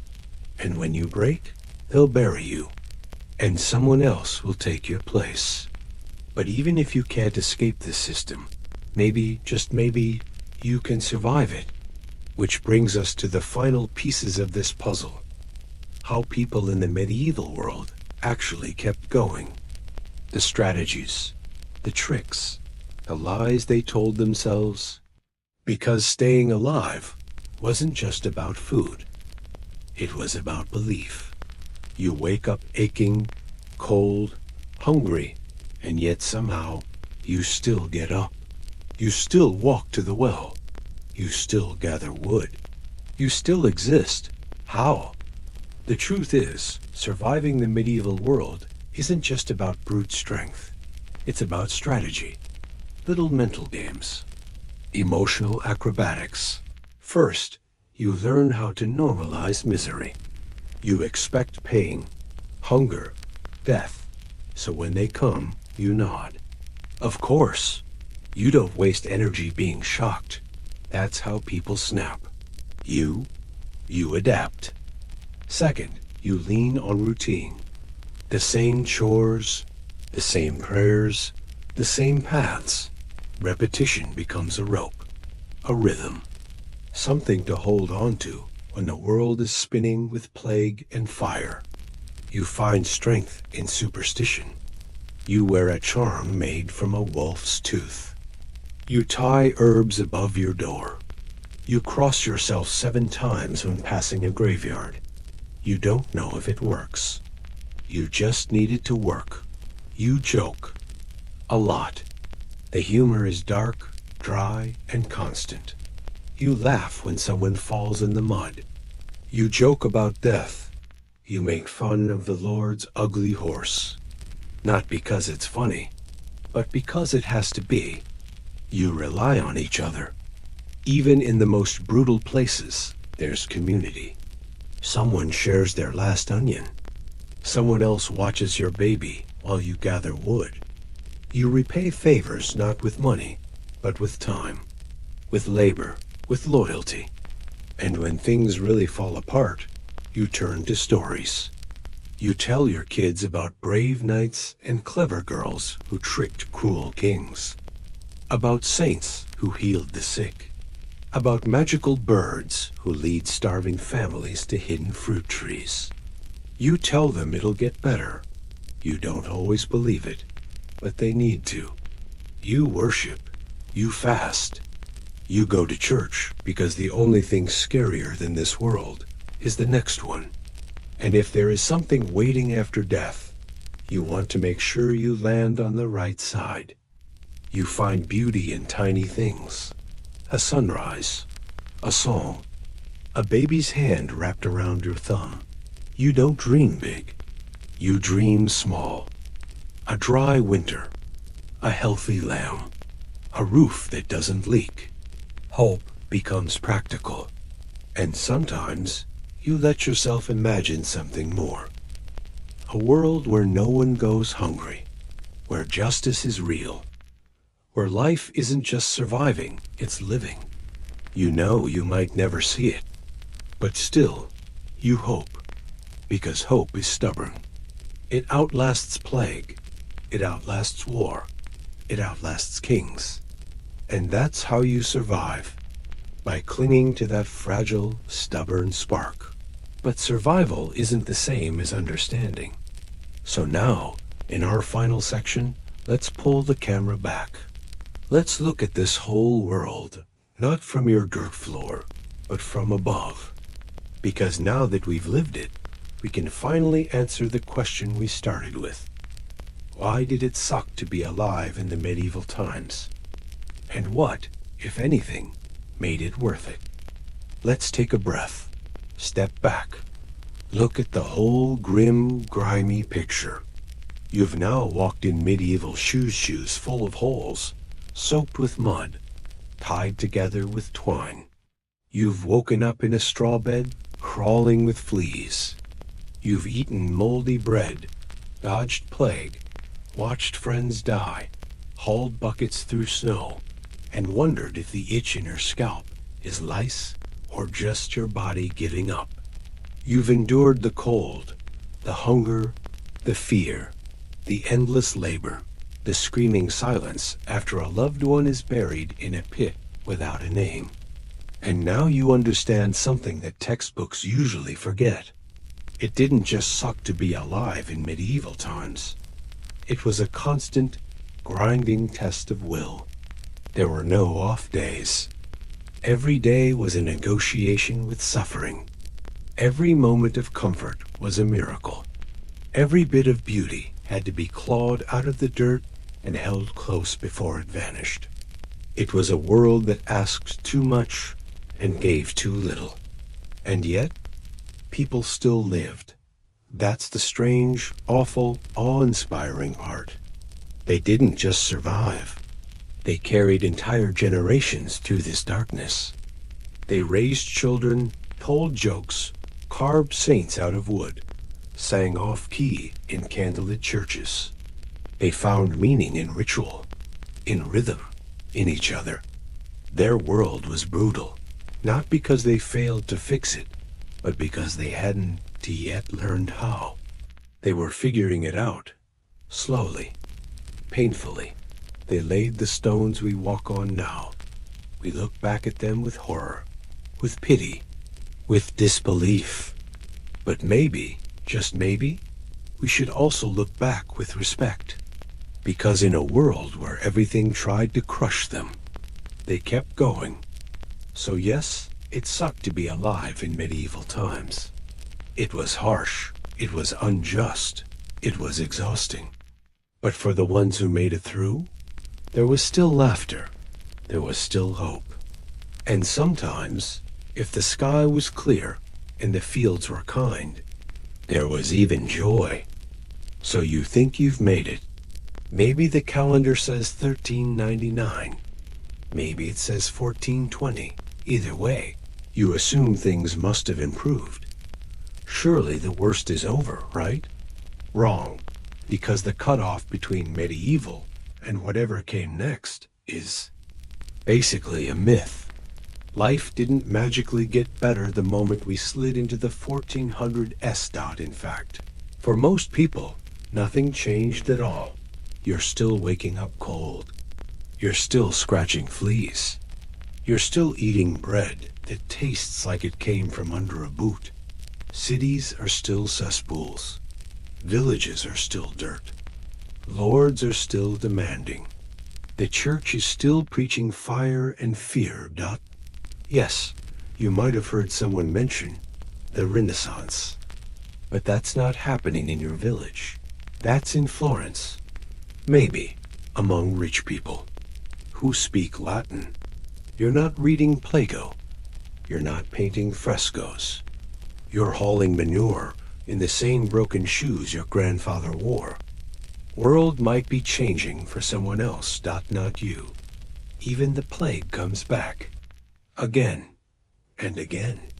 Smaller waves, maybe, but no less cruel.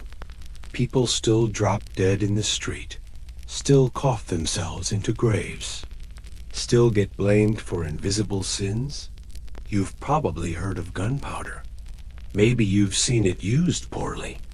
It doesn't help you. It just means that now, when there's a war, it's louder and bloodier. Maybe your lord now wears a doublet instead of chainmail. Still makes you work his fields. Maybe the village has a clock tower now. Still doesn't tell you when your back will stop aching. Some peasants start getting a little more freedom. A little. You might be able to move, lease land. But the systems don't vanish. They just get sneakier. Now you owe debts instead of labor. You pay fees instead of crops. But it's the same weight on your neck. Different shape. Same chain dot end. Superstition? Still everywhere. People still think comets mean doom. That witches curse cows. That women with books are dangerous. So while the Renaissance poets write about reason and light and rebirth, you're still in the dark.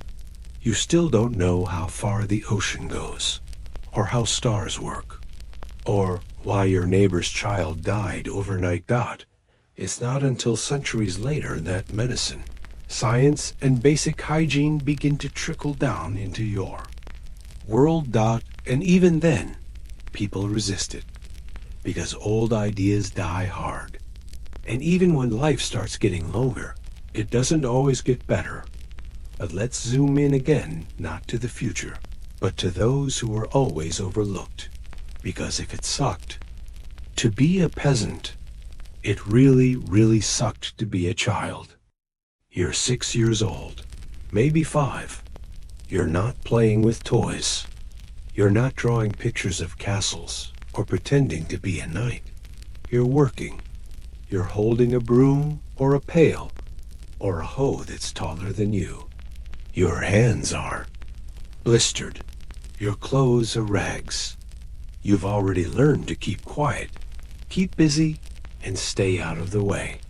Because in the Middle Ages, there's no such thing as childhood, not the kind we think of today. Children are tiny adults in training. You don't go to school. You don't have hobbies.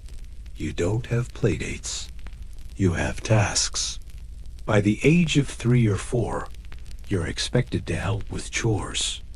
By 7 or 8, you're already in the field, following behind your parents, feeding chickens, watching goats, collecting firewood, scaring birds away from crops. You're not asked if you want to. You're told. And if you don't do it fast enough, you're hit. There are no child labor laws, no protection, No one cares if you're tired, because if you don't help, someone else has to work harder. And no one has time for that. You learn early that pain is normal. Hunger is normal. You learn not to cry, because no one has the energy to comfort you. And if you do get a moment to play, your toys are sticks, stones, and imagination. Maybe a wooden doll your brother carved, maybe a ball of rags. Your games aren't safe. You wrestle, throw rocks, chase animals, scrape knees, and lose teeth. And when you get sick, there's no doctor, just prayers and potions. If you survive, good. If not, they bury you and have another child. You don't get special clothes, just smaller versions of adult garments. Long tunics, rough wool, bare feet. And when the weather turns cold, you freeze just like everyone else. If you're a girl, your future is already being discussed by the time you're 10. Marriage, children, work. If you're a boy, it's labor. Maybe apprenticeship if your family has connections. But more likely, it's just more of what you've always done. And sometimes often you don't make it that far. Because childhood is dangerous. Disease doesn't care how small you are. Infections, fever, diarrhea, these are killers. Easily treatable now, deadly then. Many families lose half their children before the age of 10. It's not even shocking.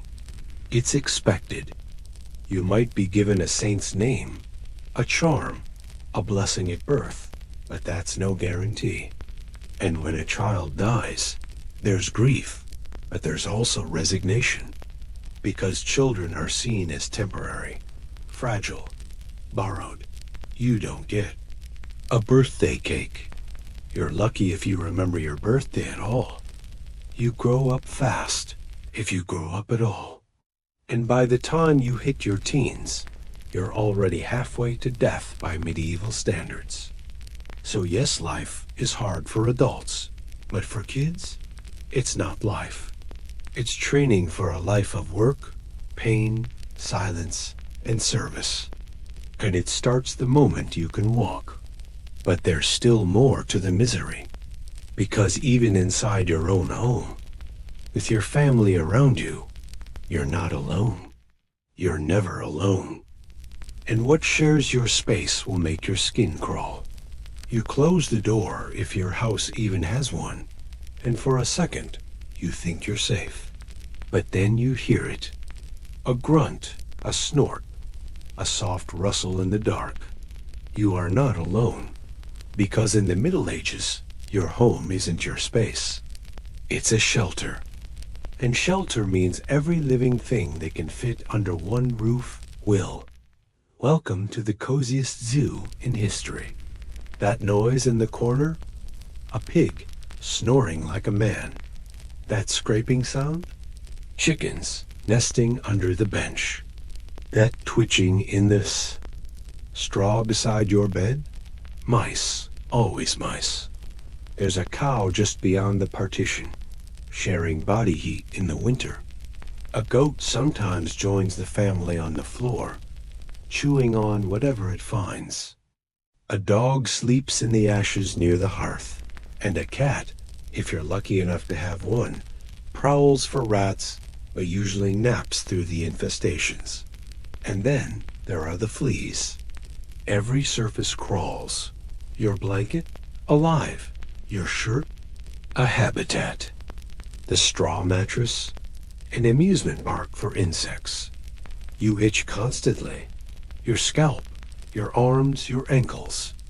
You can't see what's biting you. You just feel it. All night. Every night. No privacy. No quiet. No comfort. You can't stretch out. The ceiling is low.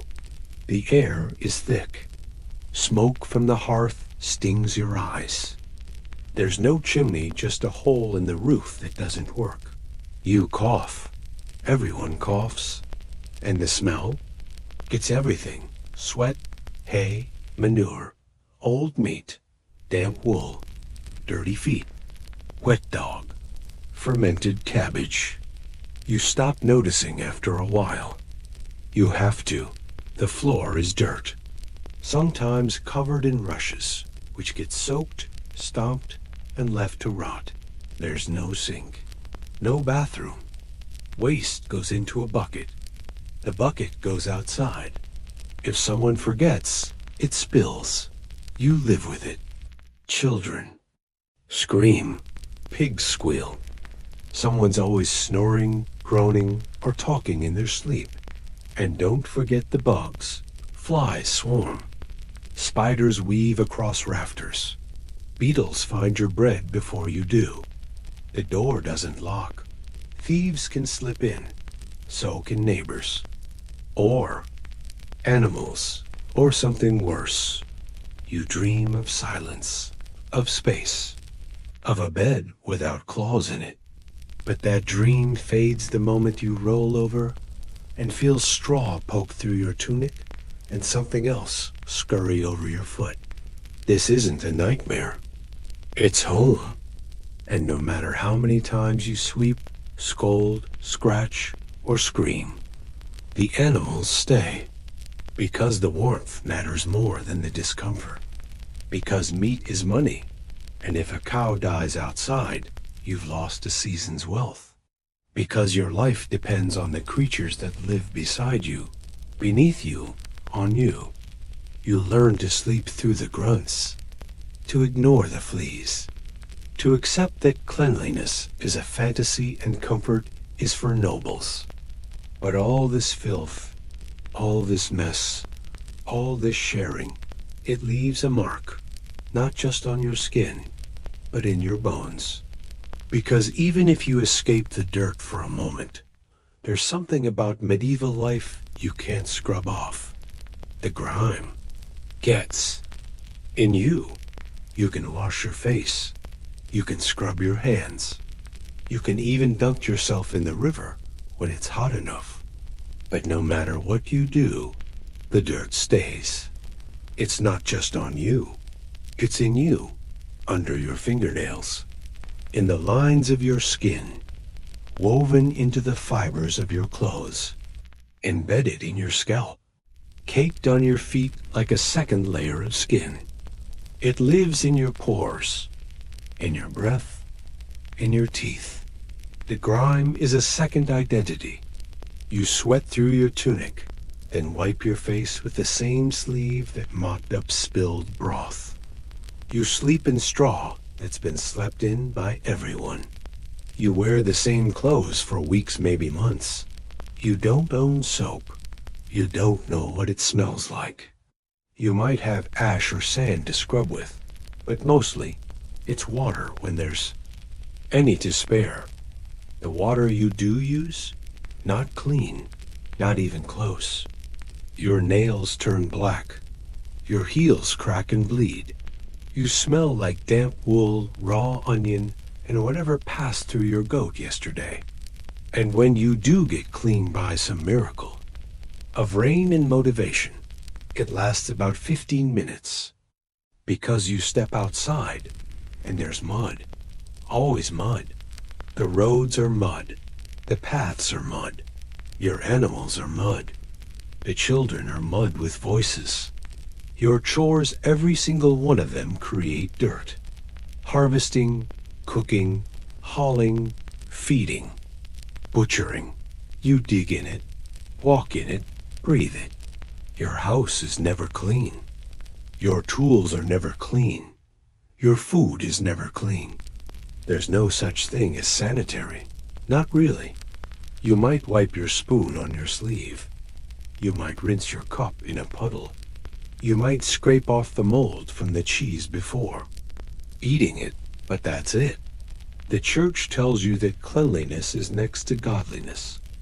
But the church is full of lies too. Everyone smells, even the rich. Their perfumes just add to the stench. You know how you recognize a noble from a distance? Not by their robes, By the heavy cloud of rose oil and powdery musk, they leave in their wake like a scented warning. And when you die, the dirt comes with you. They bury you in it, wrapped in a cloth that smells like the floor. And after a few years in the graveyard, that same dirt ends up in someone's field, someone's bread, someone's lungs. The cycle continues. Because in the medieval world, dirt isn't just part of life. It is life. And the only time you truly leave it behind is when your heart finally gives out. Which brings us to the final chapter, the grand conclusion. Because if there's one word that captures the spirit of medieval life, the exhaustion, the futility, the quiet strength, it's this: tired. You're born tired. You open your eyes for the first time, and the room is cold, dim, crowded. You cry not because you're scared, but because you already know what's coming. From the moment you take your first breath, the world expects you to carry weight, a pail, a sibling, a debt, a prayer, and you never put it down. You're tired at 5 when your fingers bleed from pulling weeds. Tired at 10 when you're told to stop playing and start working.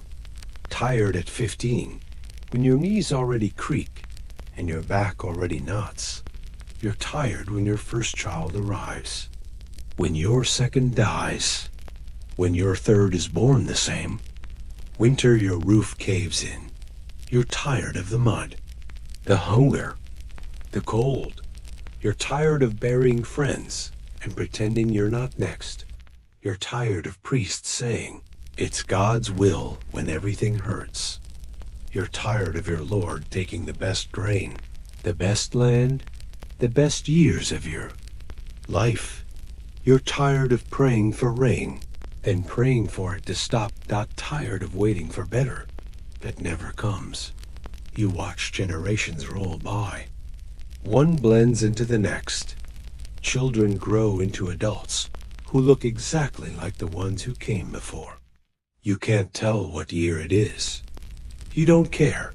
You measure time in seasons, in harvests, in who's still breathing.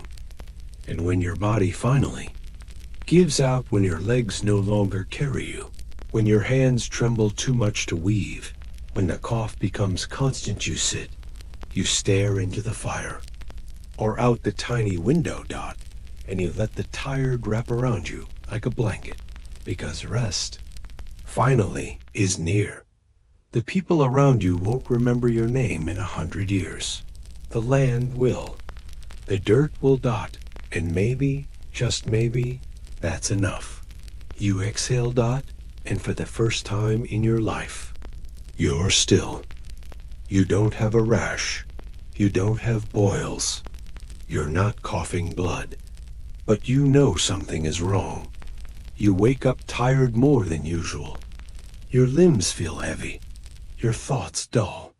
Food tastes strange. Light hurts your eyes. And the worst part?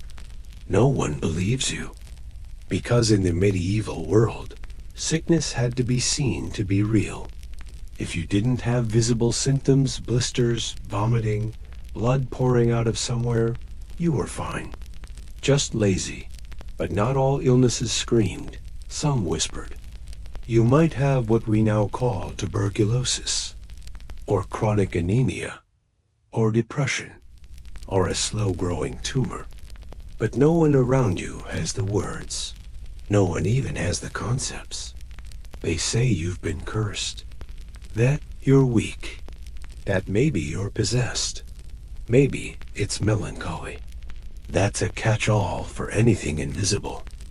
You look out the window too long? Melancholy. You don't want to eat? Melancholy. You cry for no reason? Sin. No one asks how you feel. No one's interested in why your hands shake. They just want you back in the fields. And if you can't keep up, if your muscles won't move, or your joints lock, or your vision fades, You're useless. You don't get a diagnosis. You don't get help. You get ignored, or worse treated. That means bleeding, cupping, fasting, tying herbs to your ankles, being locked in a room, being prayed over. You try to explain that the pain's inside, that it comes and goes, that some days are worse than others. They look at you like you've spoken in tongues. Because in this world, invisible things are dangerous. And if something can't be explained, it must be punished. So maybe you stop talking about it. Maybe you just nod, smile, pretend. You keep walking, keep lifting, keep hauling, even when your back feels like it's collapsing. And one day, you simply don't get up. People assume it was your heart. Or maybe you were just lazy all along. No one ever knows the real reason, because no one asks. And when they finally carry you to the grave, they say the usual words, toss in a clump of dirt. And then they go looking for someone to take your place, which leads to the next problem. When something breaks in your body, and it will, who do you turn to for help? Well, your options aren't great. You can't move your arm. You fell last week carrying firewood, heard something crack, and now it just dangles at your side like wet cloth. It's swollen, blue, useless. You try to bind it with a cloth. You ask your neighbor for advice. She suggests a poultice made of ground beetles and goat's milk.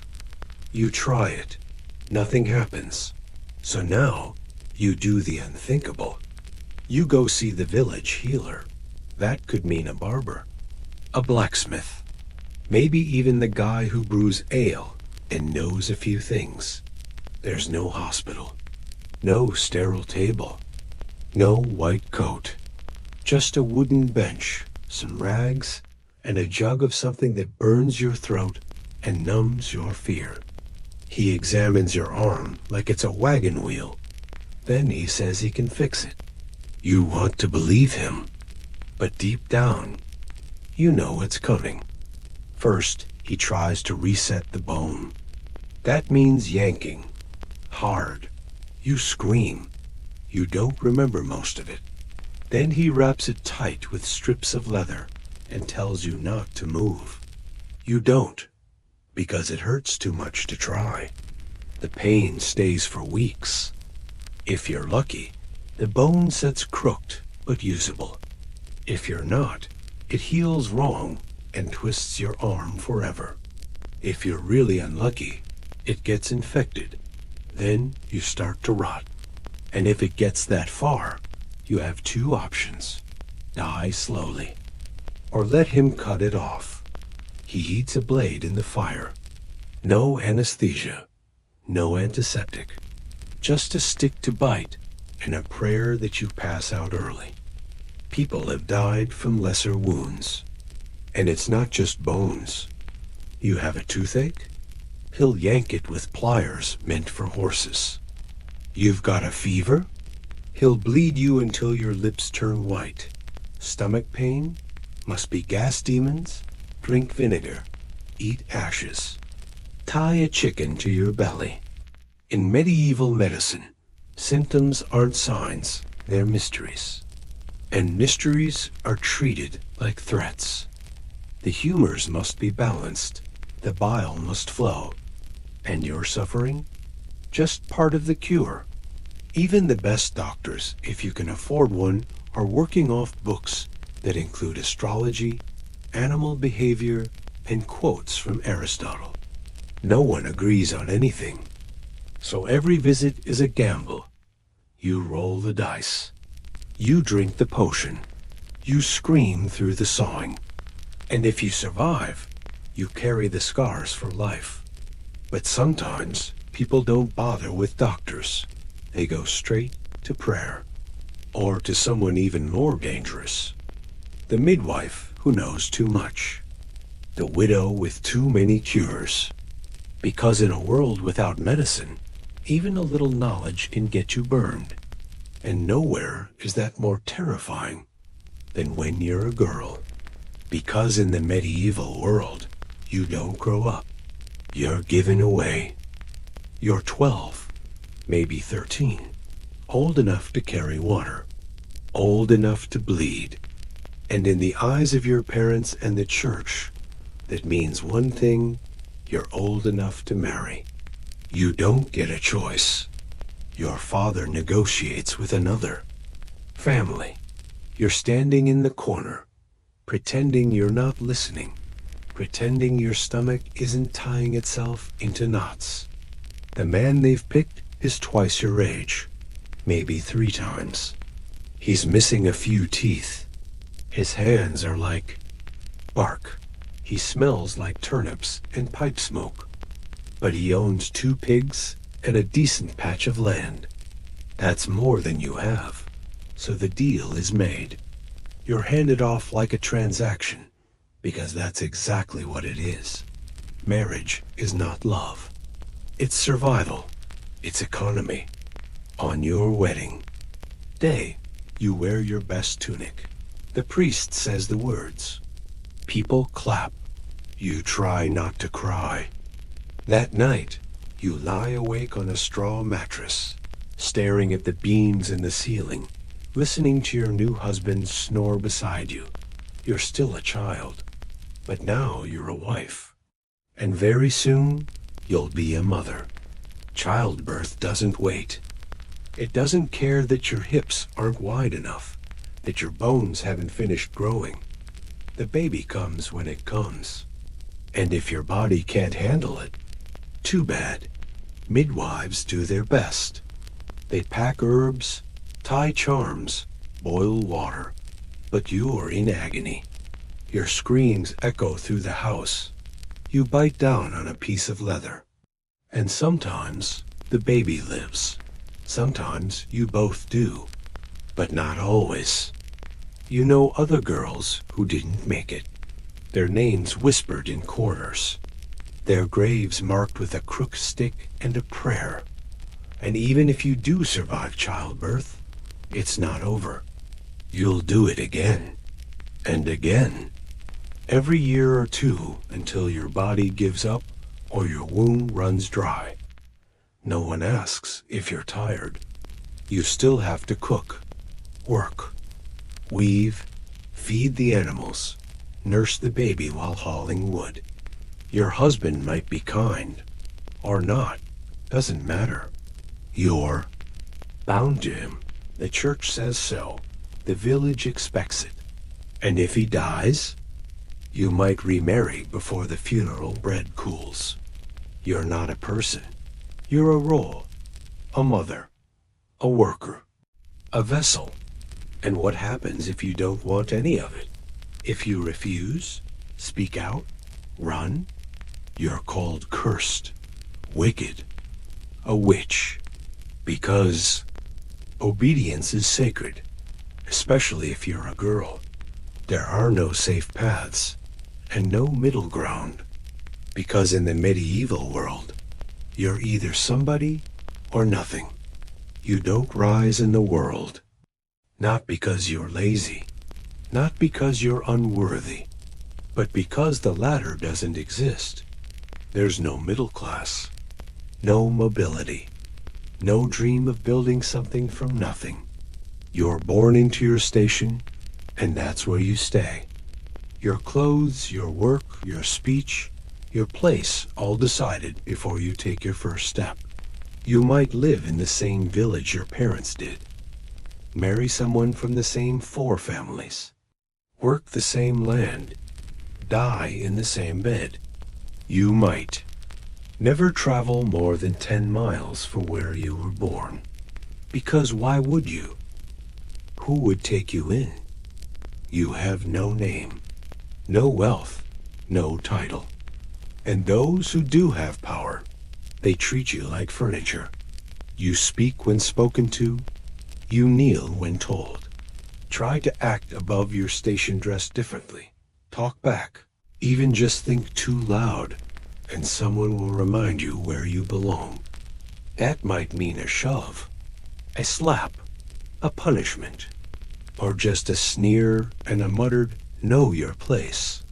The line between classes is a wall, and it's guarded by priests, by lords, by custom, and by fear. Even if you get lucky inherit a bit of land, save a few coins, you can't use it to climb. You'll still pay taxes, still owe your labor, still be seen as a peasant pretending to be something else. The only way to change your fate is through the church. If you're male and literate and obedient and lucky, you might become a monk, a clerk, a priest. But even then, you're climbing into another rigid system, one with its own rules, chains, and traps. And if you're a woman, forget it. Your ceiling is even lower. You might join a convent if your family pays. But most likely, you'll marry young, work forever, and hope to avoid disgrace. Social mobility? That's not just rare. It's dangerous. Because the whole system depends on everyone staying put. If peasants rise, lords fall. And no one at the top wants that. So the doors stay locked. The rules stay written. And your name stays forgotten. You're not even a footnote. You're a shadow that labored, obeyed, and vanished. And if you go missing, if you die in a ditch or wander off during a storm, the only thing that might raise the alarm is if someone realizes they're missing a pig. It's a cold morning. You're standing in the village square, barefoot, shivering. People are shouting, not because someone's missing, because someone's pig is. The constable is making a list. The miller swears he saw it 2 nights ago, sniffing near the stream. The baker blames the tanner. Someone else says maybe it wandered into the woods. The pig is worth more than most villagers' yearly wages. And if someone stole it, that's serious. More serious than if you went missing. Because in the medieval world, animals are assets. You're just a body. Pigs are food, income, breeding stock. You're a mouth to feed, a pair of hands that can be replaced. So when a pig disappears, the entire village stops. When you disappear, the work continues. And it's not just pigs. A cow goes missing? That's a full-blown investigation. A chicken? That might be a neighborly spat that lasts a decade. A missing horse? That's a crime wave. But if a peasant keels over in a field, face down in the mud, the most anyone says is, shame. Then someone else takes your shovel. The law even reflects this. If you steal a cow, you might lose a hand. If you kill a noble's deer, you might lose your life. If you murder a peasant, pay a fine, maybe, because people aren't measured by humanity. They're measured by value. How much land do you own? How many bushels can you produce? How many sons do you have for the Lord's levy? That's your worth. You're not a soul. You're a statistic. And animals? Animals have price tags. There are even more rules protecting livestock than laborers. More concern for crops than children. A pig that dies of disease might spark a village panic. You're quietly buried behind the churchyard fence. No ceremony, no carved stone, just a handful of dirt and a muttered prayer. But there's something even worse than dying without notice. It's dying far from home, because then you might not even get buried at all. Asterisk. You're on the road, maybe delivering grain, maybe following an army. Maybe you just ran from famine, from taxes, from a life that wasn't yours. And then you get sick, or fall, or something inside you just stops, and you die, not in your bed, not surrounded by family, not even in your village, just face down in the dirt, in a place where no one knows your name. And that's a problem, because in the Middle Ages, dying far from home means dying badly. There are rules, customs, expectations. You're supposed to be buried in your parish, in blessed ground, with the right prayers said by the right priest, under the right sky. If not, your soul might wander forever. That's not superstition. That's doctrine. People believe that unburied bodies become ghosts, restless, angry, dangerous. So when strangers find your corpse on the roadside, they argue, not about how to help, but about whose responsibility it is. Is this a local? A traveler? A criminal? A plague victim? No one wants to touch you. They don't know your name. And if you had no coin in your pocket, no relic, no note, no identifying mark, you're as good as invisible. So they leave you, or dig a shallow grave in unblessed ground. No priest, no record, no one to grieve. Sometimes your body's picked clean by animals. Sometimes someone rifles through your pockets. Sometimes they toss you into the river just to be rid of you. And if you are part of a war band, forget it. Medieval battlefields are littered with corpses. Most are never named, never buried, just left to rot until the weather or the birds finish the job. Pilgrims die on the road all the time, starved, robbed, frozen. Their bones line the paths to holy sites like mile markers. No one remembers them, because in this world, memory is fragile. If your body doesn't make it home, your soul might not either. That's what people believe. That's what keeps mothers awake at night. That's what fills the woods with whispers.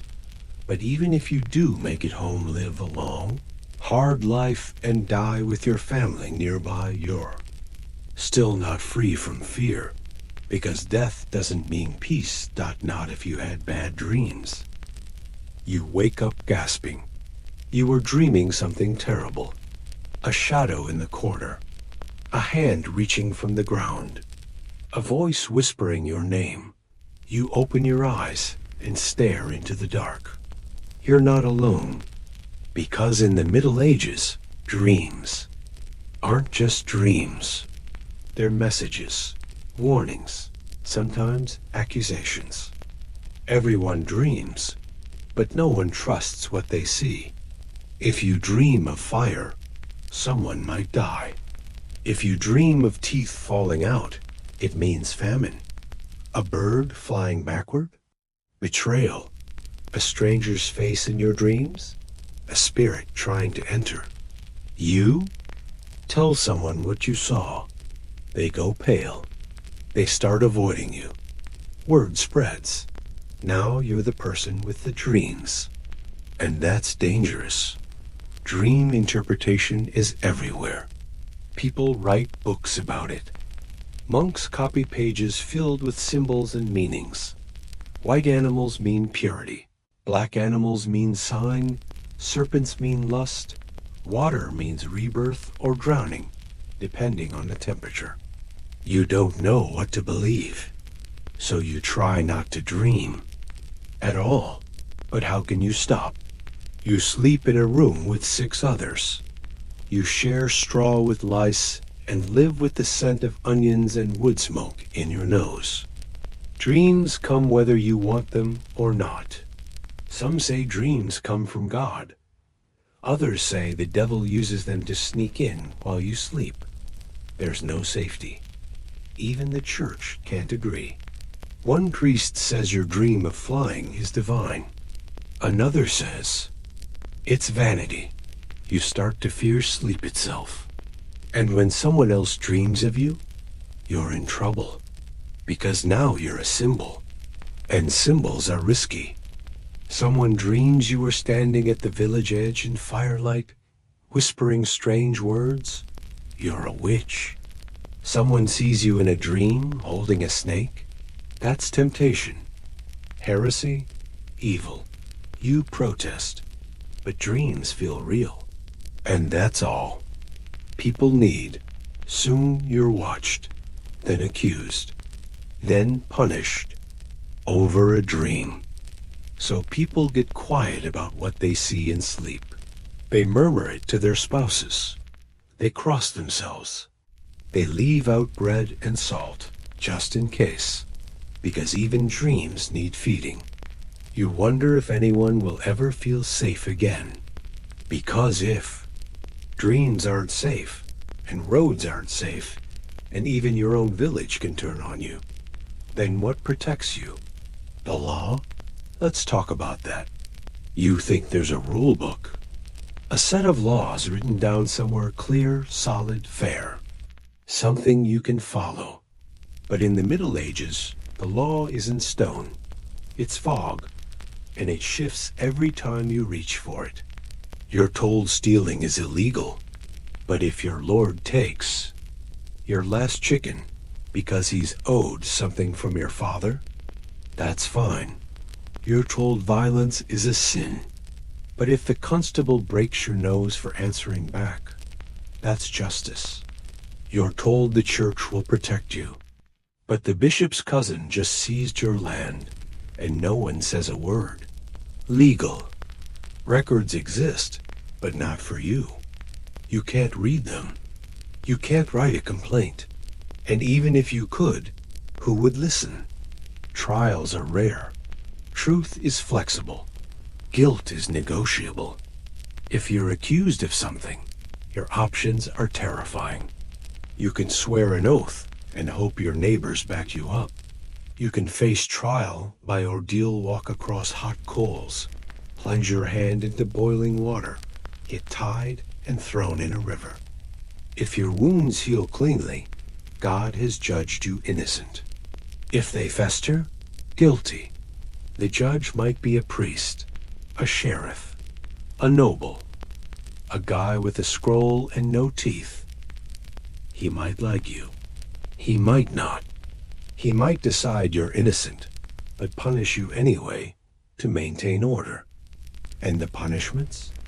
They aren't subtle. Stocks, fines, floggings, brandings, loss of a limb. Sometimes you're paraded through the village wearing a sign that says what you did, assuming anyone can read it. And the law changes constantly. What's legal in one town is illegal in the next.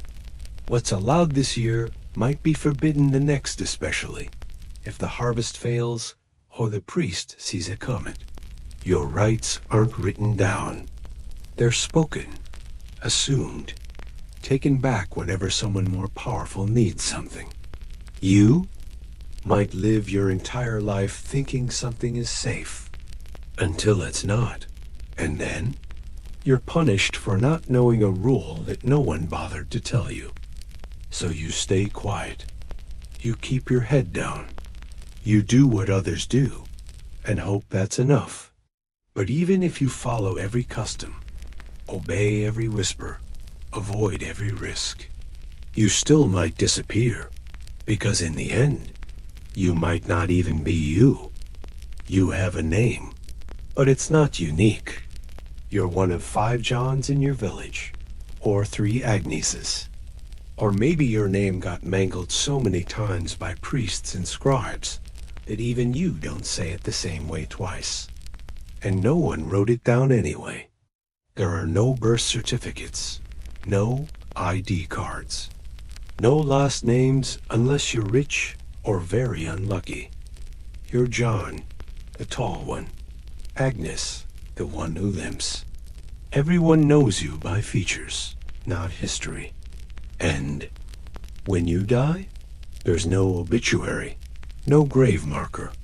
Maybe a wooden cross, if someone cares.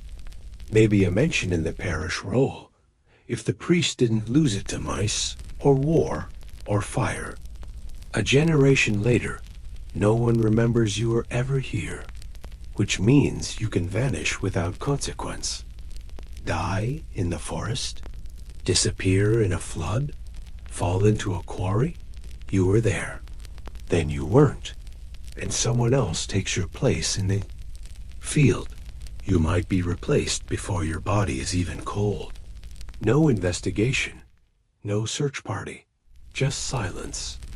And it cuts the other way, too. Someone could become you. A runaway, a stranger, a thief, someone who likes your hut, your name, your spot in the food line. And there's nothing stopping them, because no one really knows who anyone is. Clerks guess spellings, priests mishear, travelers lie. You're as real as the people around you.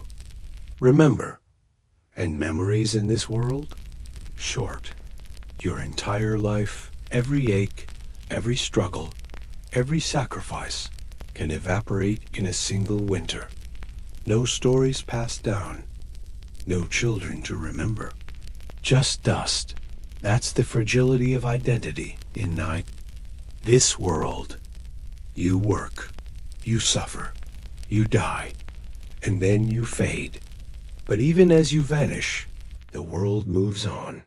The calendar turns. The numbers change. A new century begins.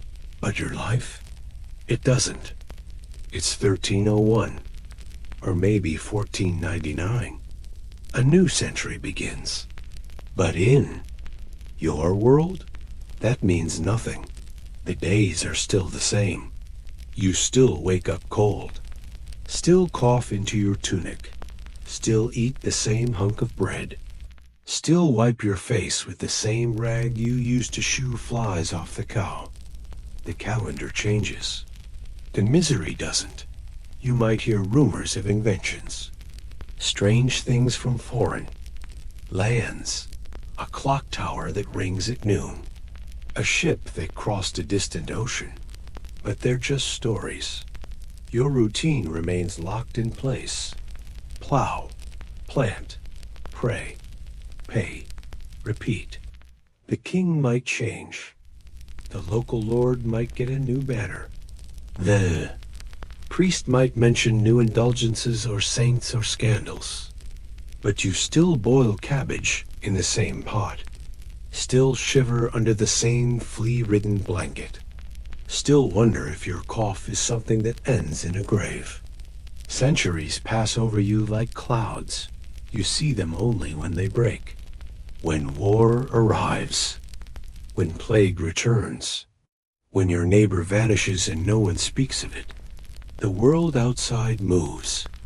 Explorers sail. Artists paint. Kings squabble. But in your hut, the same rat noses through the same straw in the same corner. Your grandchildren will live exactly as you did, unless something terrible happens, or something miraculous. But most likely, neither. Just another day. Another bowl of barley. Another night, hoping the roof doesn't collapse in a storm.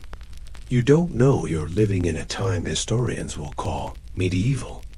You don't know they'll study your tools, your bones, your handwriting carved into wood. You just know the aches in your joints, the cracks in your hands, the names of your dead.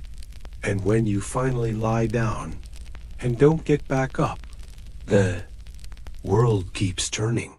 New kings rise. New dates are carved into walls. And your name fades like smoke from a chimney. But maybe, just maybe, someone, somewhere, will wonder what it was really like. And maybe now, after all this time, they know.